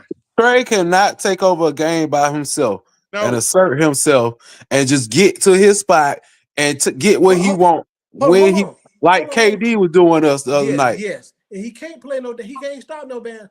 Paul George is a two-way player. Come on, man. Get out. Oh, whoa. Southside, you said Trae is much more clutch?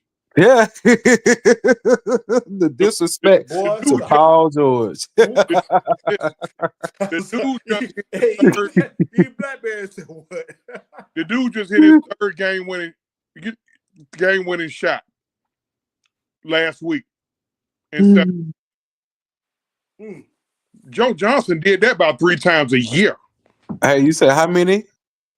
He just hit his third one in 7 years. Joe Johnson did that damn near 3 times a year. Matter of fact, if y'all go look, Joe Johnson is the all-time leader in buzzer beaters. Right. Hey, I was gonna say something, but I ain't want to get in a whole nother conversation. Right. Boy. Think about it. Y'all too mesmerized by ice. And Joe was playing defense. Boy, thank you. And he was 6'8", about 220. 6'8", solid. He gonna get to his spot. He gonna get his shot. He gonna disappear in the playoff. But he gonna get his shot. Paul Pierce was saying about him on their little podcast to my ISO Joe, how he would. I mean, not Paul Pierce. When he dropped Paul Pierce. Now Trae don't got no handles like Paul Pierce. Trae is a full court speedster. He can get to the rack. 1-on-1, his game ain't it. Man, that's one of my gripes about Trae, man. Like 7 years, like you ain't try to work with nobody. And he worked out with Curry 1 year. Like you ain't try to upgrade your dribble package, like none. And he still got the same. You already know what he's doing before he do it. He quick, and you gonna fall for it. Here's the thing about. But then when that shit don't work, he gonna pass it off. He don't feel like he should work on this game. You know why? Because his fans are cool with it. That's fine. Bro. Trae just jack up a damn shot, Blackberry. Man, Trae, when Trae do that little crossover, man, that little stutter crossover, and that shit don't work, and he end up having to pass it to somebody with a second left on the shot clock, and they be like, oh man, they missing shots and they missing shot, but the nigga done dribbled out half the goddamn shot clock. He take out the ball too much. Now, let me say this. What he's good at, he's great at. Passing. What he's good at, he's great at now. Make no mistake about it. He's a hell of a passer. I can't nobody take that away from him. His court vision is next level. Yes. Unbelievable. But that's when he decides to use his court vision. Yeah. Blackberry. He can't get his own way. That's his problem. That's the problem we have with him. He can't get out of his own way. Hey, don't let nobody talk shit to him. We in trouble. Because it's a coin flip then. He's going to go in ice tray mode. So there's good ice tray and there's bad ice tray. Mm-hmm. Blackberry, he get most of his points on them screens. By who? Why you talking about proving your point, make your argument for you? Nah, bro. I just sat here and said he'll dribble that bitch until he can't get past him, and then he have to pass it off. So I've been asking a question. Hold on, let me ask you a question. Who set them screens for Atari? Hold on. Okay. I've been asking a question for like the last 3 weeks. In both our house groups. Shout out to House Home Court. Oh goddamn, Brandon B. Brandon Richardson, B. Richardson. And hey, sorry, don't even say that, man. I don't know what's going on. But Brandon Richardson, hey, shout out to Brandon Richardson. Shout out to We Talk Hawks. That's the #1 Hawks shit talk show. Oh boy, them cats be going in on that. Yeah, come on, join me, man. Yeah. And then we got True Hawk Talk. I've been asking a question because there's so many people right now are just they just loathe Clint Capella. I know the question. We got one guy. We got one guy. Hey, bro, be going live at 4 a.m. talking to his phone. We love him to death. Man, I swear every day I open that goddamn group, he is on that bitch crying about right now what somebody said about Trae Young, man.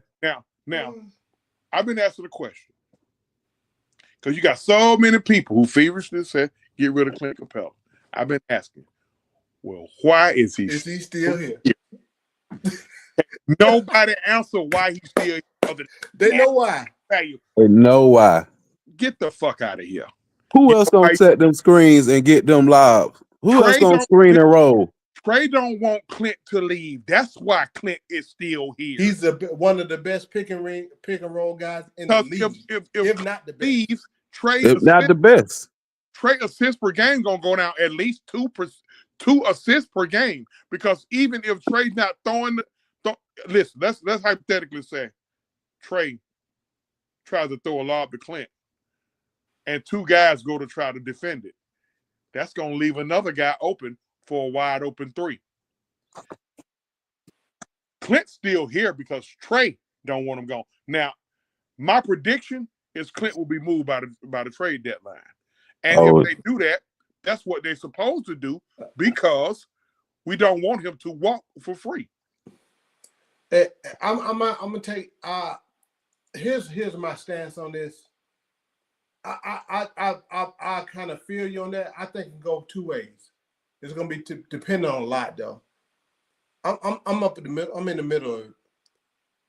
Because you've been saying too. Don't be surprised if Clint is re-signed next year to a lower deal. Yeah. If Clint is not traded by the deadline, it's an 80% chance he's going to be on the roster. Mm-hmm. Correct. As a backup to Onyeka, if Onyeka can stay healthy. Shit, it might be still a starter. We don't need another center. A lot of folks think we need a center because let me tell y'all something. All y'all on this Ayton shit, man. He's a fucking cancer. Like period. Now I had that same loyal Hawk fan argue me feverishly. He said it was a narrative being pushed that Ayton is a coach killer. Is that a narrative? Hell no.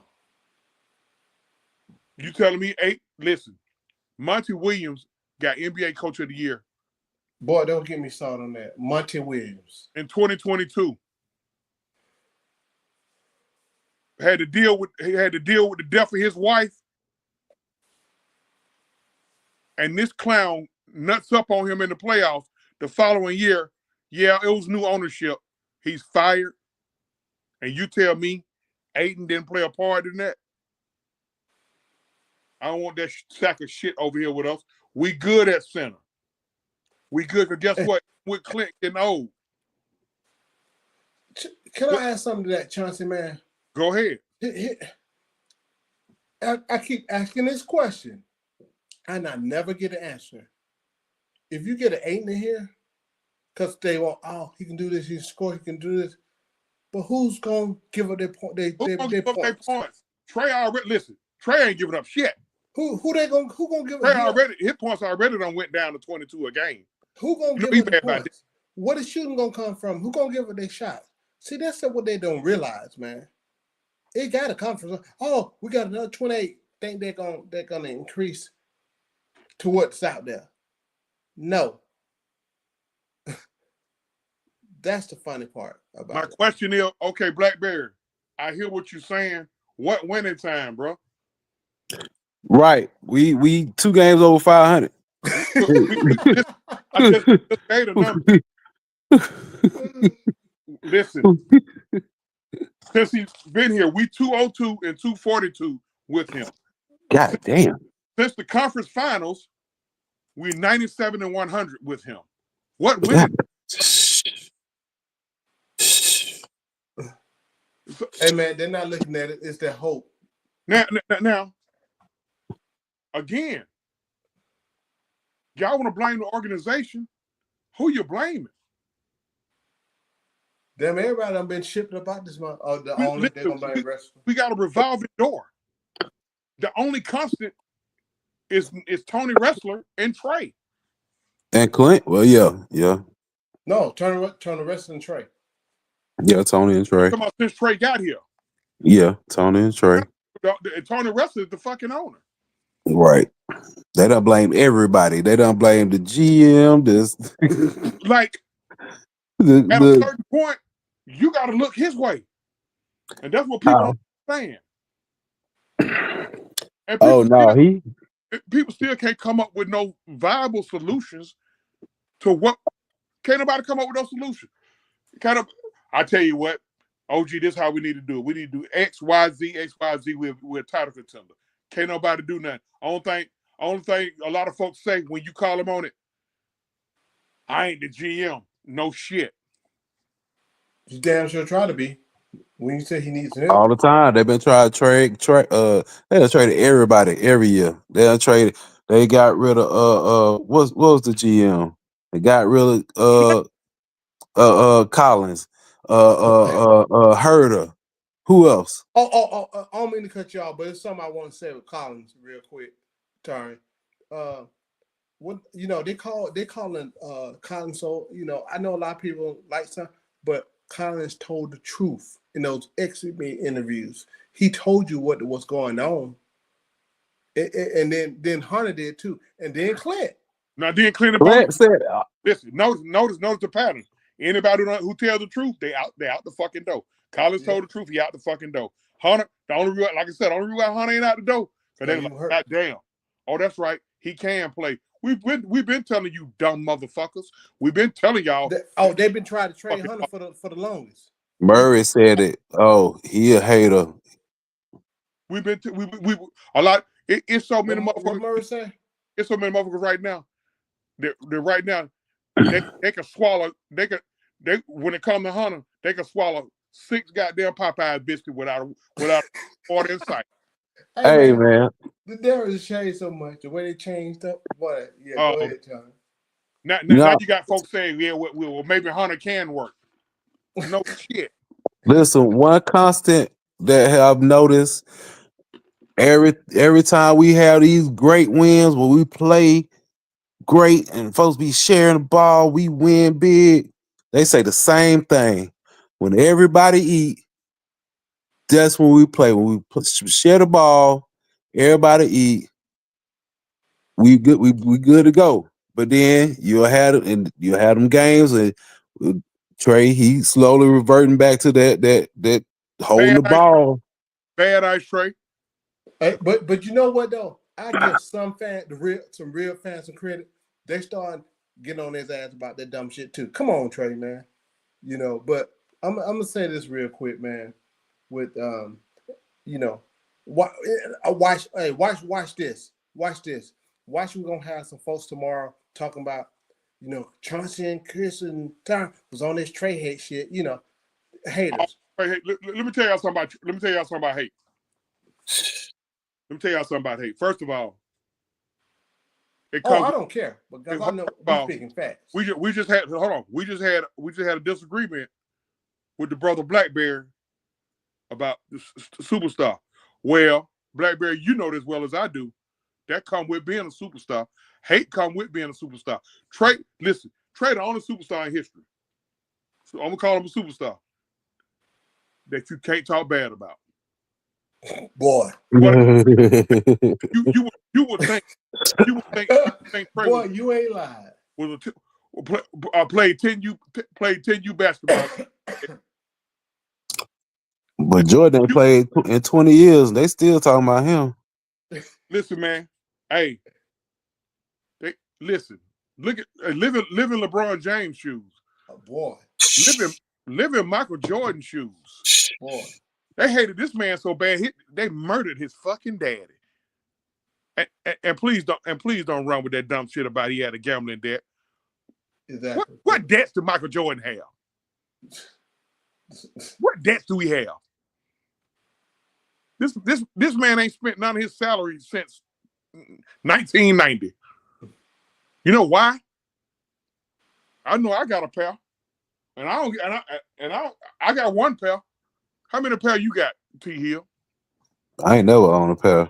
You never owned a pair, George? You ever owned a pair? But I've been seeing them. I used to cut grass in mine back in the day. Listen, I've been seeing them motherfuckers since goddamn 8th grade, 7th, 8th grade though. So what kind of gambling debts he had? Exactly. That's how bad them cats got hated. I knew this one chick. She had every color of them motherfuckers that came out. Kareem, hey, you talking about shoe money? What, NJ? What about that Gatorade money? See, people forgot about that Gatorade money. Folks forgot about that Gatorade shit. Boy, he was on that. He was the face of Gatorade, bro. Wheaties, be like that motherfucker. Hey, the Olympics, that like motherfucker was everywhere. Mike. Yeah, be like Mike. How would that shit go? Yeah, shit. The Wheaties. What else? Then you throw in the shoe money. McDonald's. Boy, man, right? The commercial of him and Larry Bird. Yeah. Oh hell yeah, and then Magic and Bird too with them Converse. Boy. Okay. Yeah. Okay, I'm pulling up something right now. Side note, I saw Larry Johnson talk about how Magic Johnson didn't like him. Or didn't want to do that commercial or something that he was talking about. I was like, damn, that's cold. Grandmama commercial? No, what it was said he set it up like he was supposed to be on some operating table and they were supposed to give him a name. So Bird was like Larry, and then Magic was like Johnson. They was like Larry Johnson, and he's supposed to rise up or whatever. But the day they were supposed to shoot, Magic ain't show up.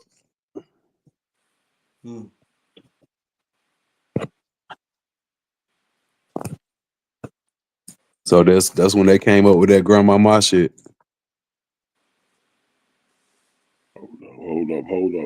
Hold up. Y'all said this is gonna be real interesting. Let's see. Hey, one thing I want to say too, I remember Pierce way back when he was there. I think when all that shit was going on with him and Trae, and Pierce was saying he was telling them it wasn't his time yet. It's not his time. Like Trae, he came in, he wanted to be everything off rip, but he was telling them, it's not his time. Shooting since he been here, inefficient as hell. Well, not even that. It wasn't his time. Like you got people above you, man. Come on, like you got to work your way up the ladder. You can't just come in and just get everything. But I feel like he's starting to come around to where it's about to be his time. If enough folks, well, I don't know. He gonna have to start playing like the way we started out playing this year when he was averaging so many assists, which I've been feeling like he could average 15 assists if he wanted to anyway. But which would lead to more wins. But he's more of a score first, even though he can pass, and he is a great passer. He's more of a score first guard. But when we was winning them games, he was doing a lot of passing, a lot of catching and shooting, and that's where he best. When he catch that ball, I mean, shit. If Trae catch the ball from somebody else and shoot, most of the time he making that shit. I love to see the percentages on his catch and shoot, which have probably already been his best percentage anyway over the years. But it's definitely noticeable this year. I just pulled up the 20 most hated players in the NBA right now. Right now. I'm gonna run most of them off to you. Ja Morant, Kyle Kuzma, Miles Bridges, Paul George, LeBron James, Jason Tatum, Josh Giddey, Rudy Gobert, Lonzo Ball, Dylan Brooks, Chris Paul, Joel Embiid, Grayson Allen. That sound about right, yeah. What Trae Young get? James Harden, Draymond Green, Patrick Beverly, Ben Simmons, and y'all know who the most hated player in the NBA is right now? Who that? Kevin Durant.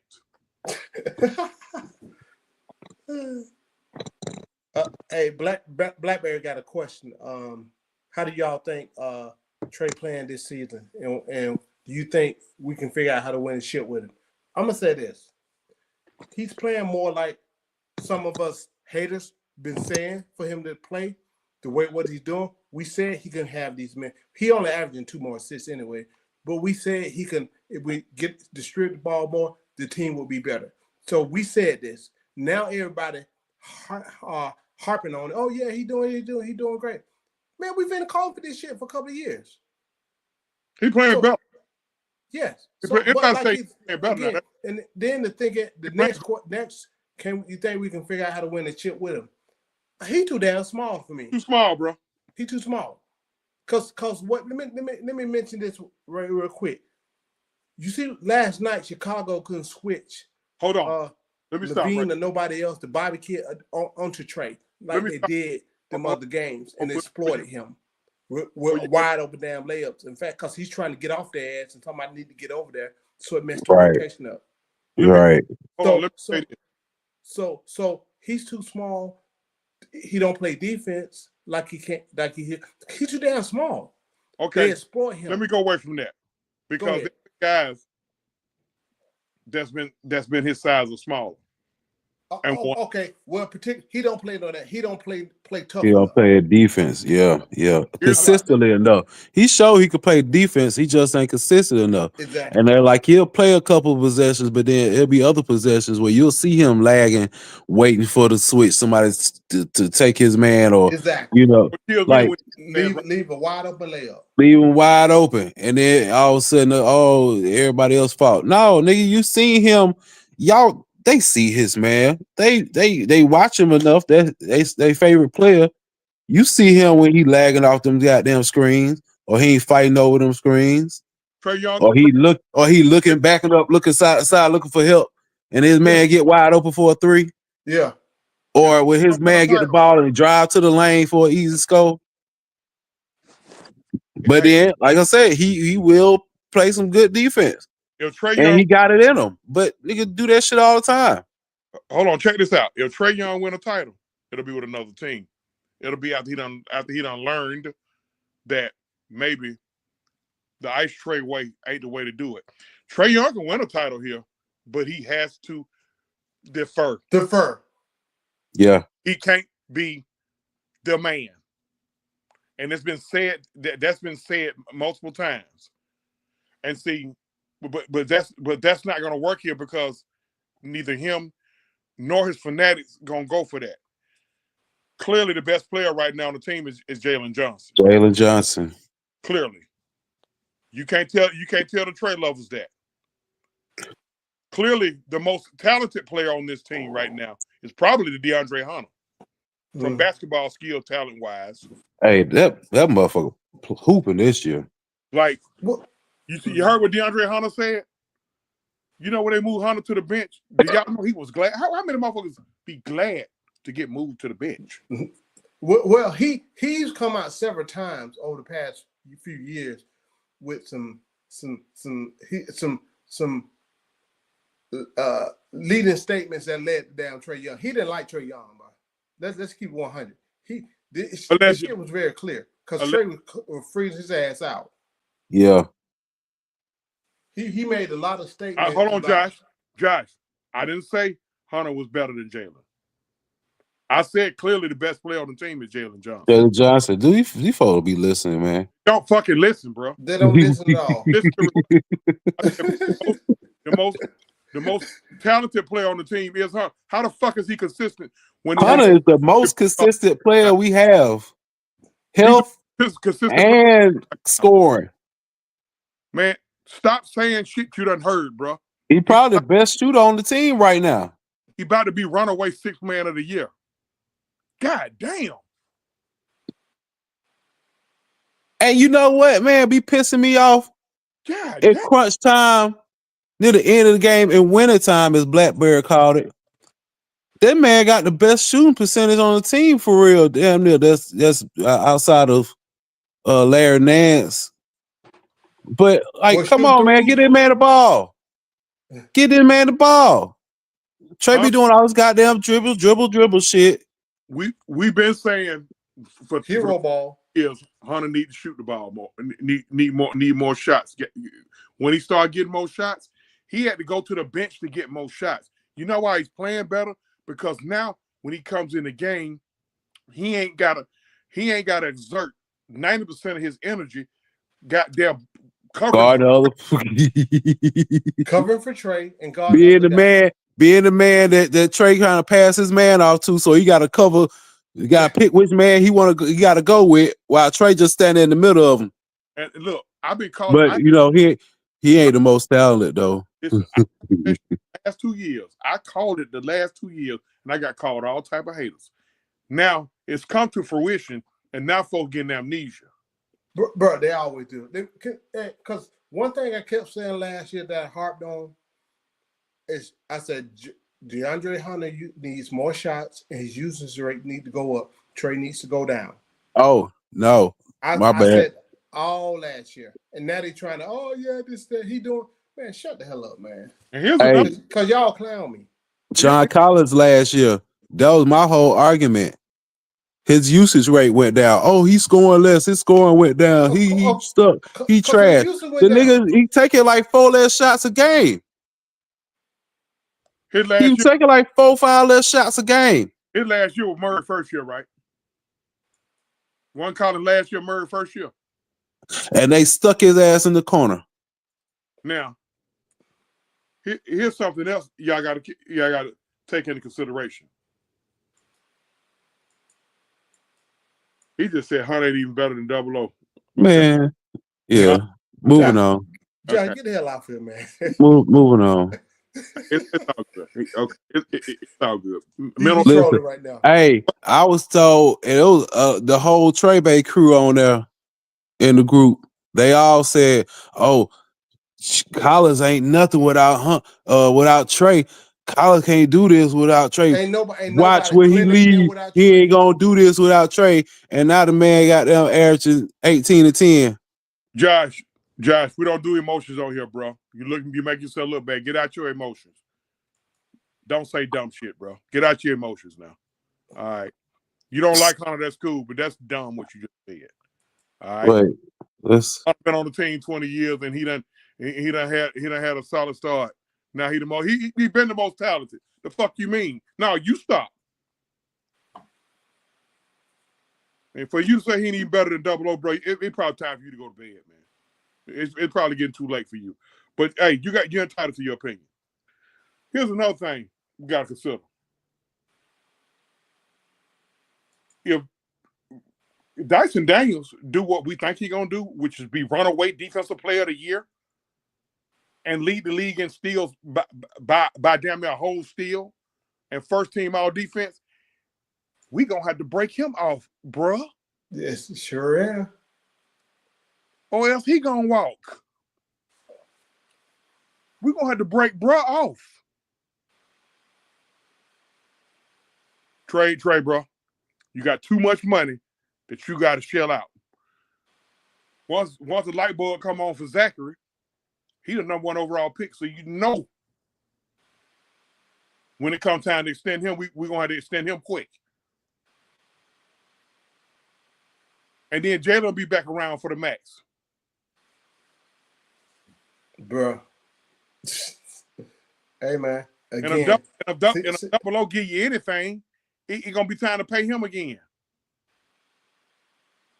See, that's why I look at it. Josh, stop, bro. Stop. You sounding dumb, bro. Hunter don't miss no 30 games a year, bro. You sounding real dumb right now, bro. That's 80% of the NBA that missing games, bro. But not no 30 games. Hey, Hunter averaging 19.4 this season. Look at what's going around the NBA right now. Look on your team. Jalen Johnson been out for damn near. Well, how long Jalen Johnson been out? Damn near 2 weeks. He don't play 1 game in 2 weeks. Look at Joel Embiid. Look at Luka Doncic. Look at Paolo Banchero, his 2nd year. Look at the center for OKC. Kawhi Leonard just came back, and now he back out to help his family. He out again? What you talking about, bro? It's injuries all over the league. What are you talking about? Because they soft. Hey, man, I believe that some of the stuff they be doing. Like, what are you talking about? That's a league-wide thing, injuries. But you want to attach it to Hunter because you don't like Hunter. I get it. Shit, Kawhi been out going on 2 seasons now, ain't it? Shit, 3rd, 4th season. What you talking about?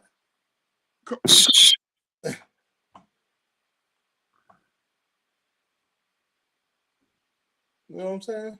Yeah, you real emotional right now, Josh. Crazy. Josh became trolling now. Yeah. He ain't trolling. He for real. He mad for real. Look at what he's saying. Hunter missed 30 games a year, and y'all act like. Man, let me tell you something. Don't factor into it. No, injuries don't factor into it because injuries are part of the game. It's part of the game. I hate when folks be on that bullshit. That's what I'm trying to. Some people talking about, oh yeah. If just think if we would have had something, we would have been. We don't know that because it didn't happen. Injuries are part of the game. That's why they have GD all over the league and backups. Boy, y'all be killing with that. Do we have a theoretical contingency plan after? Hey, Blackberry, let me ask you something.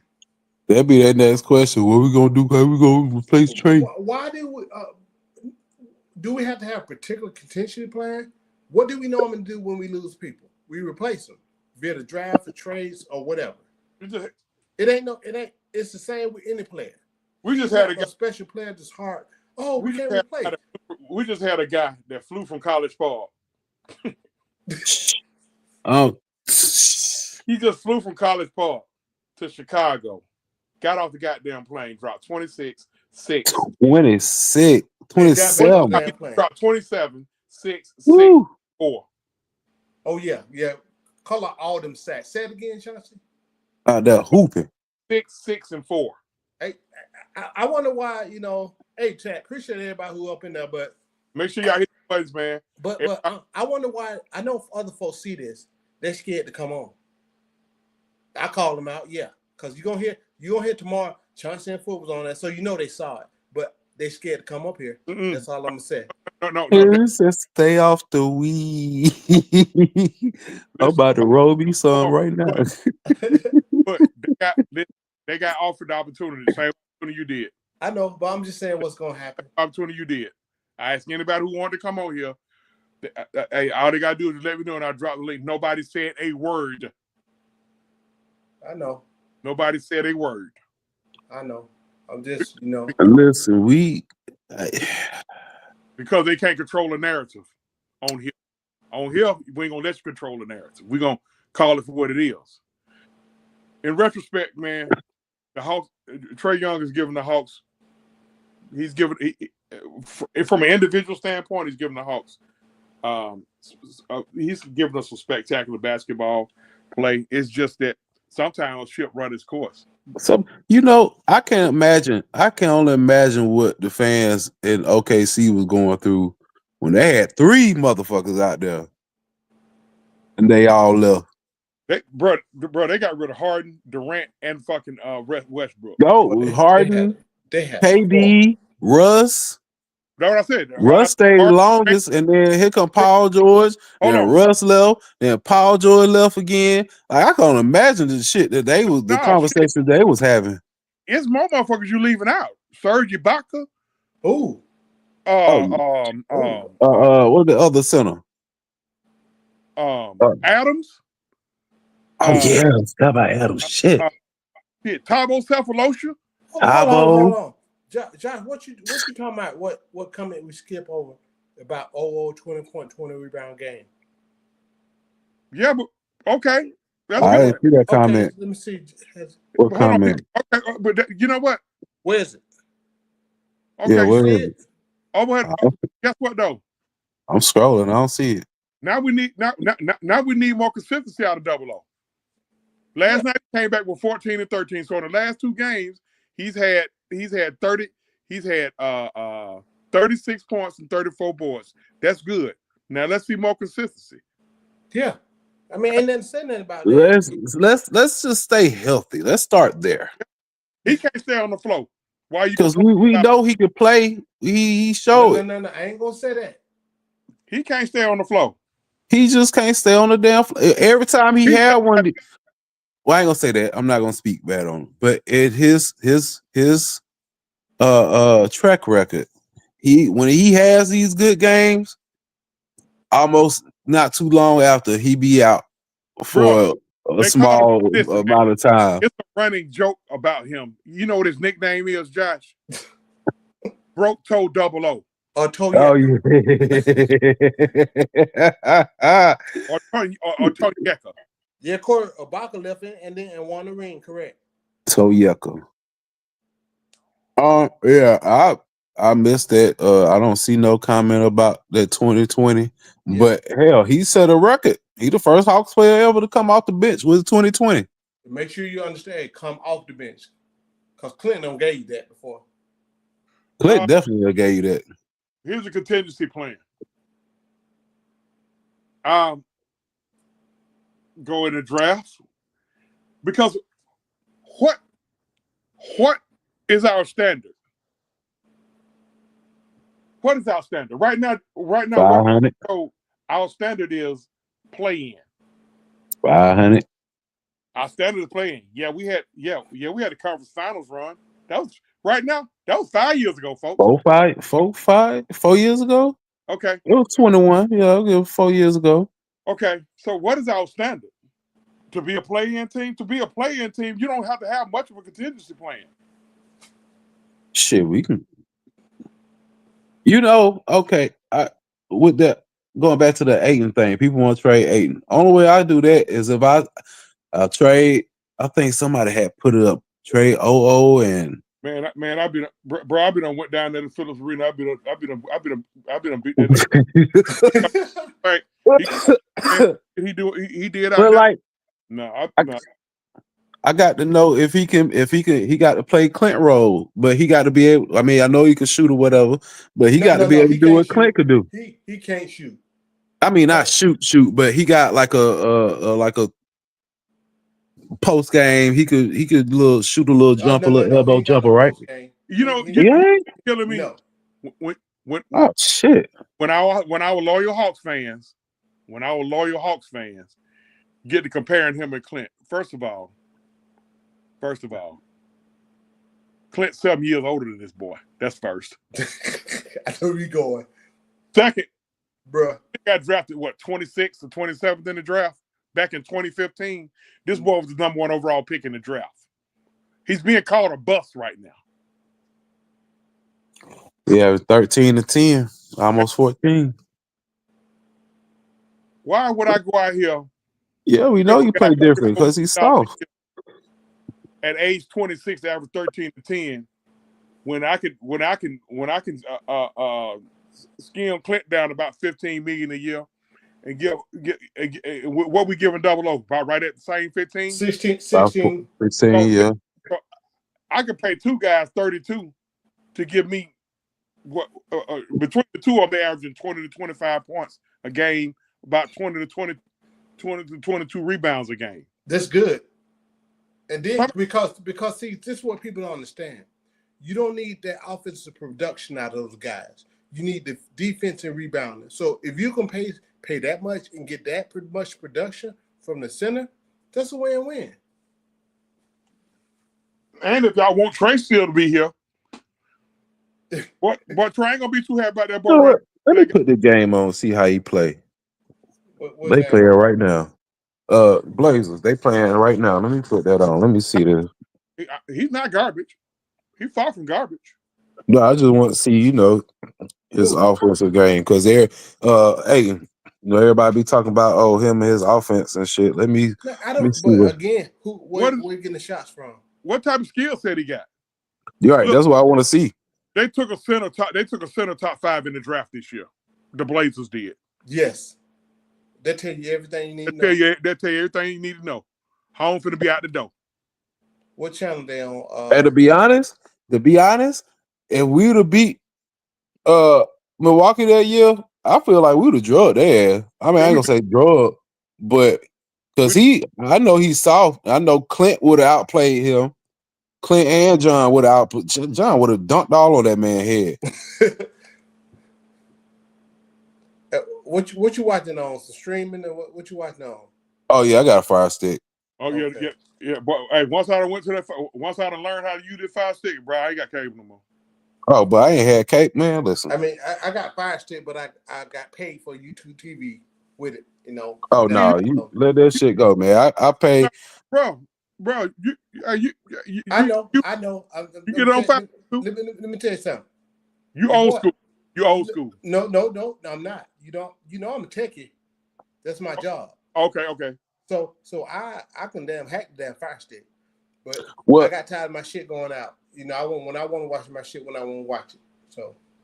Oh no, I paid this dude. I paid this dude a not jailbait, but he put some kind of. You got to jailbreak it first, then you load. No, not that. He because I've been had a jailbroken Fire Stick for some years, and I was just watching shit through websites.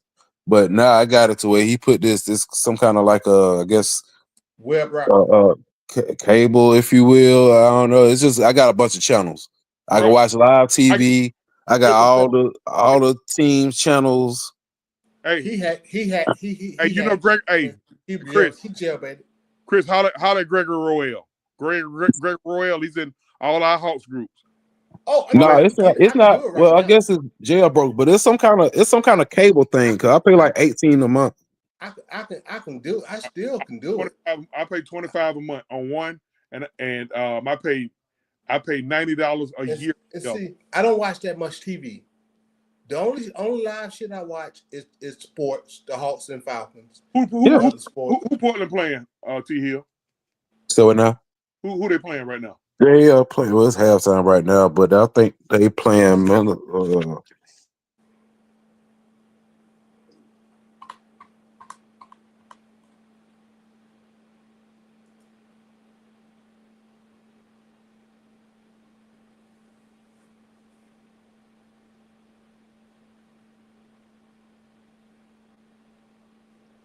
Okay, yeah, they halftime. They got some dude doing some crazy shit. Long story short, man, look here, bro. Hey, sometime the ship run its course. And that's what I'm saying. So they call it hate or whatever hell. I'm tired of my team being mid. So obviously, again, this hope that folks have. Same conversation we were 10 years ago, right before we made that first conference finals run. Thank you. The fans got tired of us being 5 through an 8 seed and going home in the first round. Mm-hmm.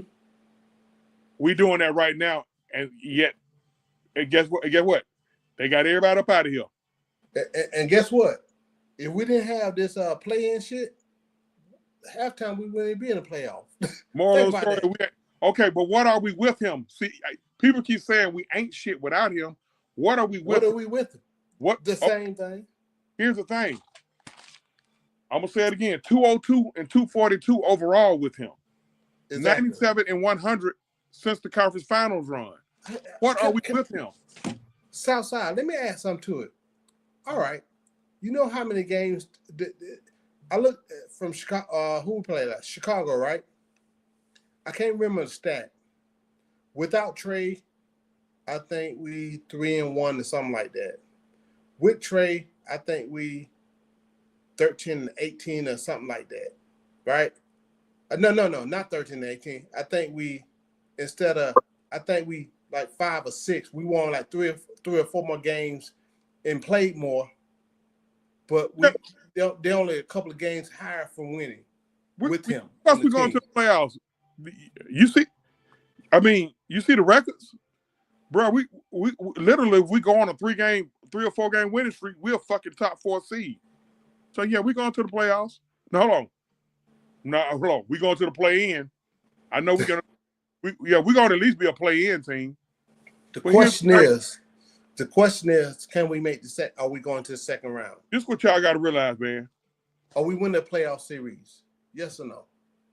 That's my question to you, Southside. Playing means I don't care about making nothing. Are we winning the playoff series this year?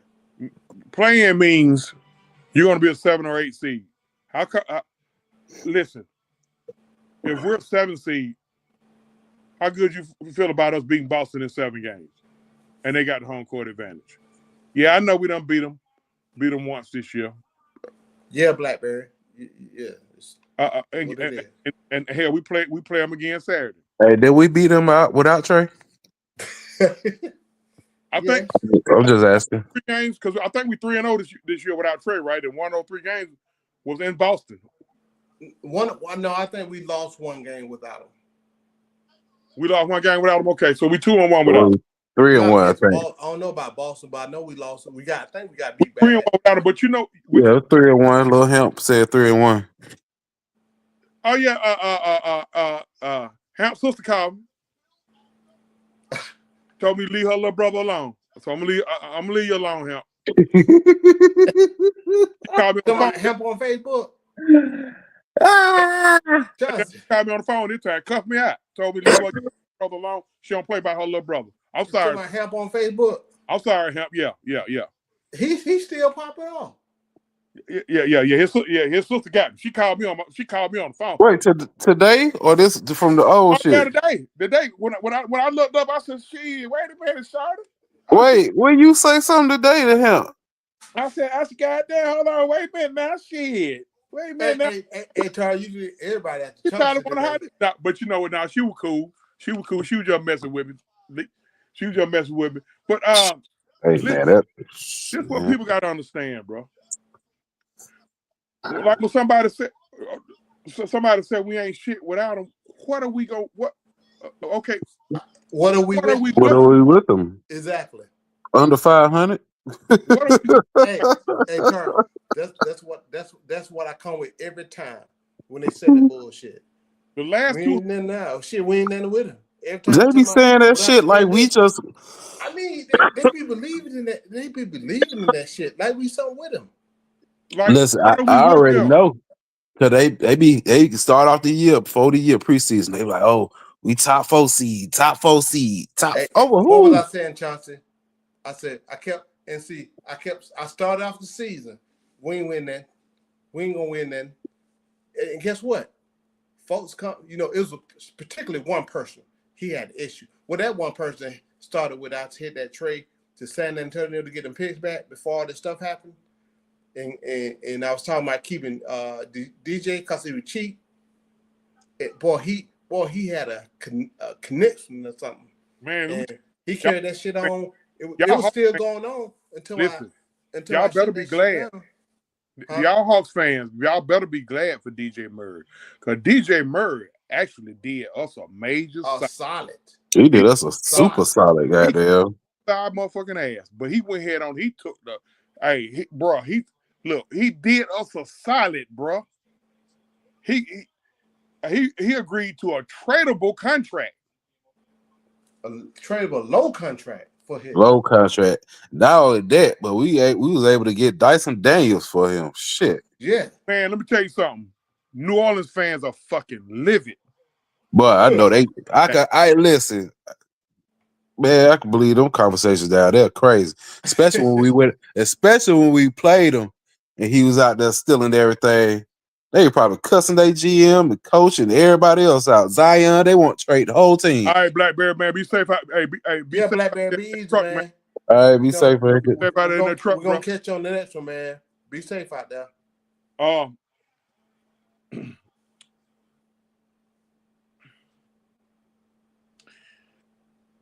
I feel like, man, Trae keep to I'm actually over here trying to figure out how I can work with Trae. No, keep if he keep giving that effort on defense and shit, because it's there. He's showing it. Oh yeah, he showed last year. That's why I said he don't. But he don't keep it. He's showing it more this year too. So like, if he keep growing in that regard, then it could work. You know what I'm saying? He got to be able to defend. You can't be little and you running on defense. Let me tell you something. That shit ain't Trae is who he is. This shit ain't finna be. This shit gonna be what it is, man. It ain't. The shit don't sell. Don't ran its course. What's up, Kool-Aid? And you know what? He got a. Guess what? Kool-Aid. That goddamn Kool-Aid. That goddamn Kool-Aid. Goddamn. Boy, he believed that goddamn Ballo, don't he? That goddamn Kool-Aid. And look, Kool-Aid had me goddamn. I said, you know what, bro? You really believe in that, man. You heard me tell him that. I said, you really believe in that, man. I said, I'm gonna watch this man a little bit more. You did, yeah. Yeah. But I'm looking at the Blazers. They got Robert Williams over there. They got Robert Williams. They got Zach Edey. They got They got a damn. They got a whole bunch of centers over there. Some of the greatest players been traded, man. Yeah. Not everybody gonna do a Kobe or Dirk Nowitzki or Dwayne. Even Dwayne Wade left Miami for a tick. Not everybody gonna do that, bro. Even listen. And stop comparing to when Dominique got traded. Yes. So who tried that shit the other night? Ain't no goddamn whatever. I think you and I know what happened with Dominique. Yeah, we know. I think Dominique left here. It had nothing to do with basketball. My opinion. That's just what it is. Hey, Dion either. I don't want to go in. I don't want to go into that because I actually know people involved with that situation. And I do too. So I'm talking about. I know the main person involved in that. Okay, I don't know the main person. Yeah, the main person involved in. I grew up with dumbass Curtis Roy. Yeah, I grew up right up the street. Curtis Roy done been in my mom and dad's house. He always been a dummy. anytime you go and murder a white woman and her 2 kids and put the bloody clothes in your mama's stove, your sister should have told on you. But that's another story. And I also know, never mind. But I know folks involved. But nevertheless, y'all can't use that as a comparison because first of all, Trae's not Neek. Neek is God in Atlanta. Yeah, it's man. It's most of them young folks that's definitely not starting following Hawks. That's what it is. They don't understand. Point guard in the NBA. Okay. What is it doing for us right now? You're not wrong for saying that, Kool-Aid, but what is it doing for us right now?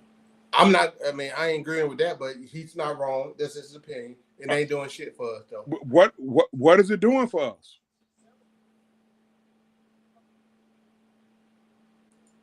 We done blamed. I'm gonna name it all. Lloyd Pierce, Travis Flink, Nate McMillan, John Collins, Kevin Herter. Still blaming Clint Capella. Still blaming Bogey. Cried for and then blame DeJounte Murray.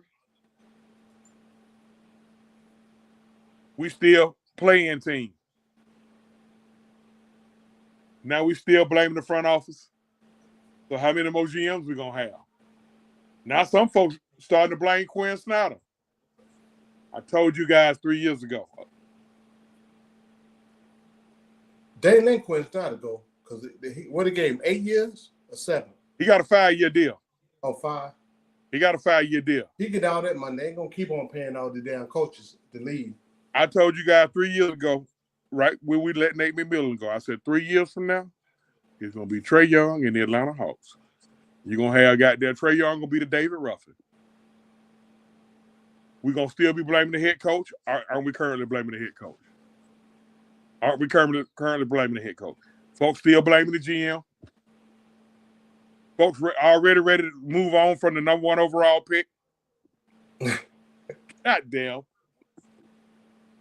I think Zachary ain't he the youngest guy in the league right now? I can't remember. Like the 2nd or 3rd youngest guy in basketball right now. Everybody motherfuckers shitting on Bogey right now. Okay. You're going to find out how valuable Bogey is come trade deadline time. Watch how many teams be shooting at the Hawks for Bogey. You can't find me too many of them contenders who couldn't use a guy who can give you a guaranteed 15 off the bench when he's not in one of his shooting swamps. Okay. You're gonna find a bunch of teams asking the Hawks for Clint. Okay. And guess what? We're cool with moving on from them guys. Why? Because we need to hit we got to hit the reset. And I can't hit a reset button and give a guy the max. I can't be hitting the reset button and giving a guy the max. Okay, I'm going to say it like that. I can't be hitting the reset button and a guy is taking up damn near $50 million in cap space. I don't give a fuck about what goes in his pocket. Yeah. Hey, get all the money you can in your pocket. Absolutely. I can't have a guy taking up $50 million in cap space and we at best a play-in team because a lot of fans emotionally tied into him to where they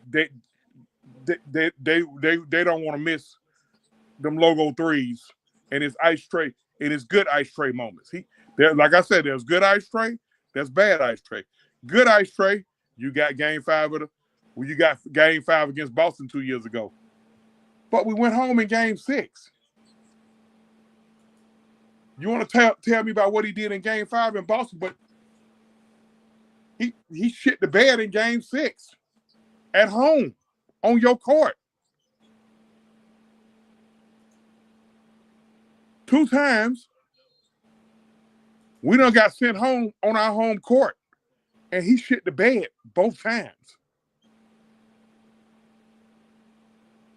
Game 6 is against Milwaukee. Game 6 against Boston.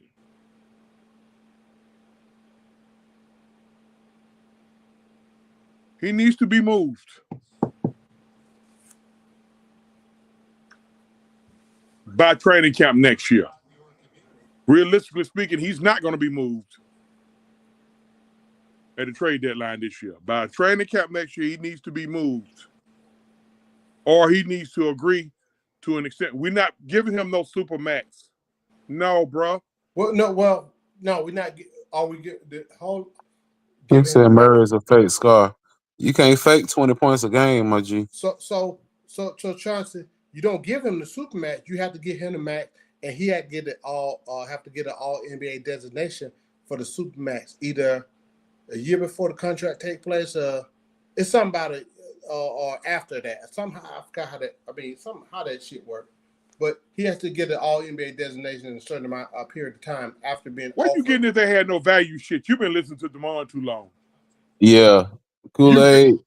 Did they not have value, or do we value them more?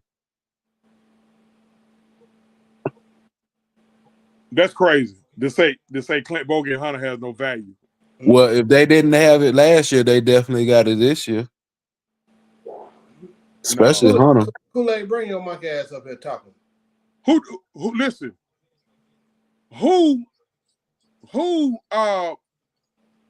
determines that they have no value? Where is it written that they have no value? Whoever he be talking to in the organization. See, look at him. See, he got it from Landry.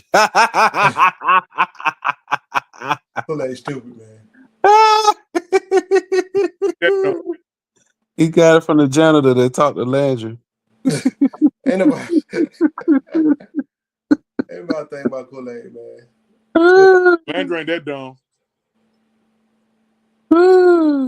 Kool-Aid, stop sniffing that porcelain or whatever you be dealing with over there. Well, make a move. Oh no, I'm good on Aiden. I'm good on. You just saw that. That's why I said, "Oh Lord." I'm good on Aiden. What y'all see? I ain't seen nothing good since I've been watching this shit. Same shit they be blaming Clint for. Oh man, he's just too clumsy. I looked over there. I said, turnovers per game. Clint averages 0.9 turnovers per game. How many turnovers he averaged? How many? Aiden. I don't know. Because he damn sure. No, it's just supposed to be talking. They're saying all that stuff, and they feeling, and then you have to hit them with facts. They don't like facts.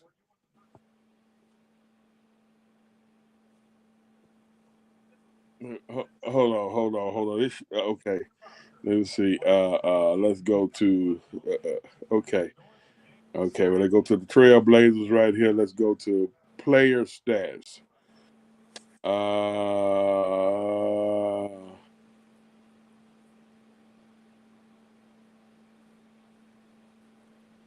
Aiden averages 2 turnovers a game. 1.82. Clint averages 0.9. How many points he score a game? Aiden is averaging.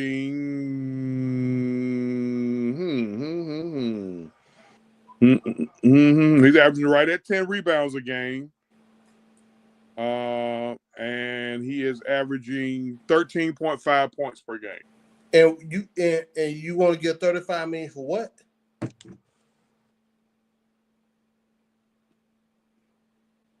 Everybody but Trae and JJ can be traded. Hold on. You want to pay him $35 million for 13 and 10? Am I hearing that correct? See what they're gonna come at with. Well, he's not playing. He's not getting a lot of playing time. He works with Trae. Let's just call it for what it is. Yeah. No, they said that too. But again, so does Clint. And when Clint's play enough minutes, he can eat that all day, every day. Average.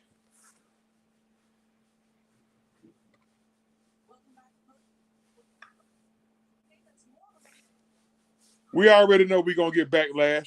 We used to it. Mm-hmm.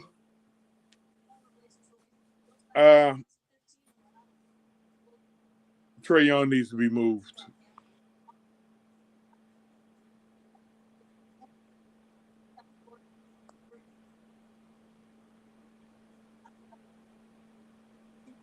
God damn it, T Hill, what you doing over there? What happened? I don't know. This shit keep going off. I don't know. But it keep cutting off. I don't know what's going on, but what was I saying? Yeah, Trae being who he is, he's going to test free agency. That man ain't re-ing up with no Hawks. I would.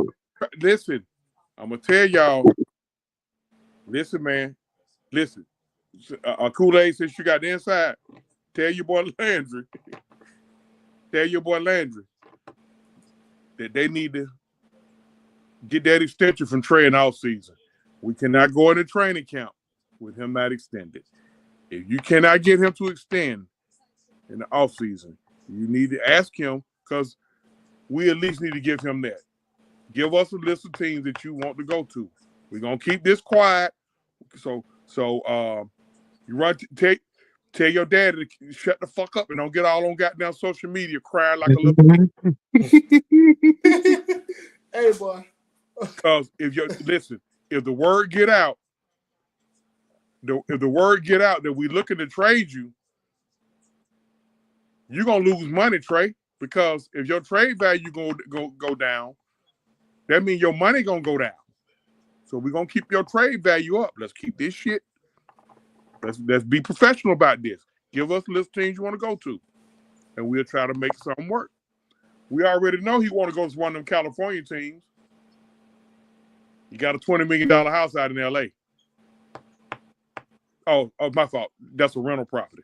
But that's what I was told. It was a rental property. Oh, I heard that. I ain't heard that. Who said that? Yeah, that was new to me. No. See. Come on, Kool-Aid.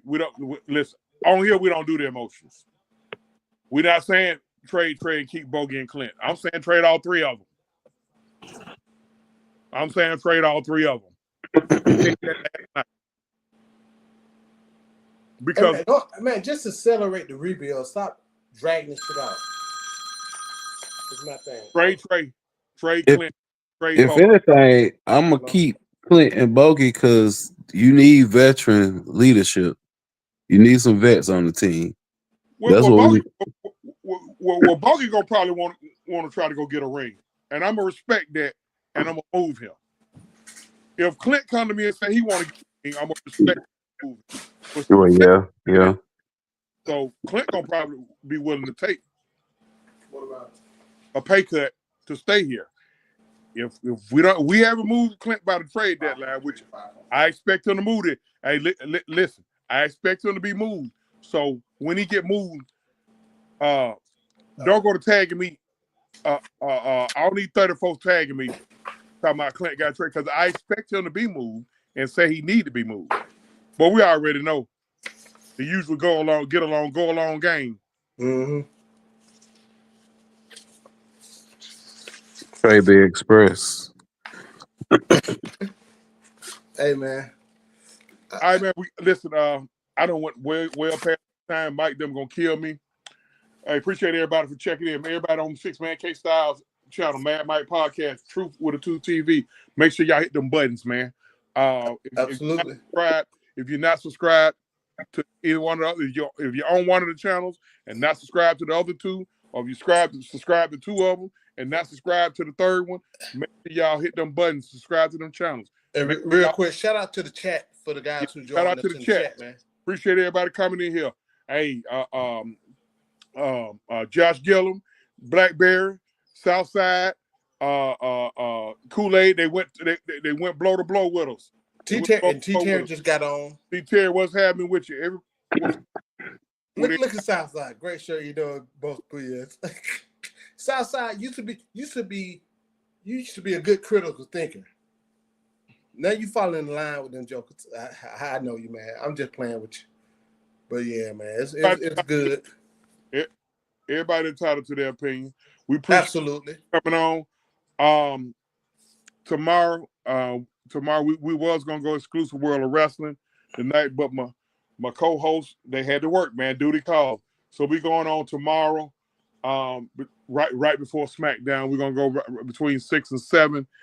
And we're gonna discuss the week in wrestling. Mad Mike and the crew, we stepping up the wrestling game a little bit now that we in the off season of football. So AFN, a lot, and Mad Mike Sports is not just gonna be sent to the Falcons. Yeah, we're gonna still talk about them because here we got a lot of shit to talk about with the Falcons. Any closing remarks, T Hill? What you got there, brother? Man, I just want to see some wins. I want to get in the top 4, at least top 6. Get out the play in, man. That's doable. Get out the play in. I think it's doable. It's doable. For y'all. It's doable with Trae. It's doable without Trae if we make the right moves. But shit, everything got to piece At the end together. of the day, for how I see it, I don't give a damn what kind of moves we make. It's how the lead on that damn floor that makes everything go. When he get into the damn what y'all call it, damn selfish ass trade mode, it's a wrap. And you see it in any game, especially we go up against like a Boston or a Lakers. Like I say, it's good ice tray and it's bad ice tray. Yeah. The bad ice tray is what scares us. That's that black ice. Yeah. The bad ice tray, he'll give you 35 and 15, but he had 9 bad turnovers. And shoot a long on 3. Ain't even gonna talk about our turnovers last night. I'm gonna leave that alone, but go ahead. But yeah, good show, man. Appreciate you having me up here. Yeah, we're gonna do this once a week. I'm glad I checked in, man. T here, love to have you back. And for the hardcore truth, I'm your man OG Truth with a 2. Hurts with a Z. And for Mad Mike Sports 6 Man Case Style live in Truth with a 2 TV, we always seek and speak truth, whole truth, and nothing but the truth. Yeah. We out. Peace. All right, later. Put your eyes back in your head.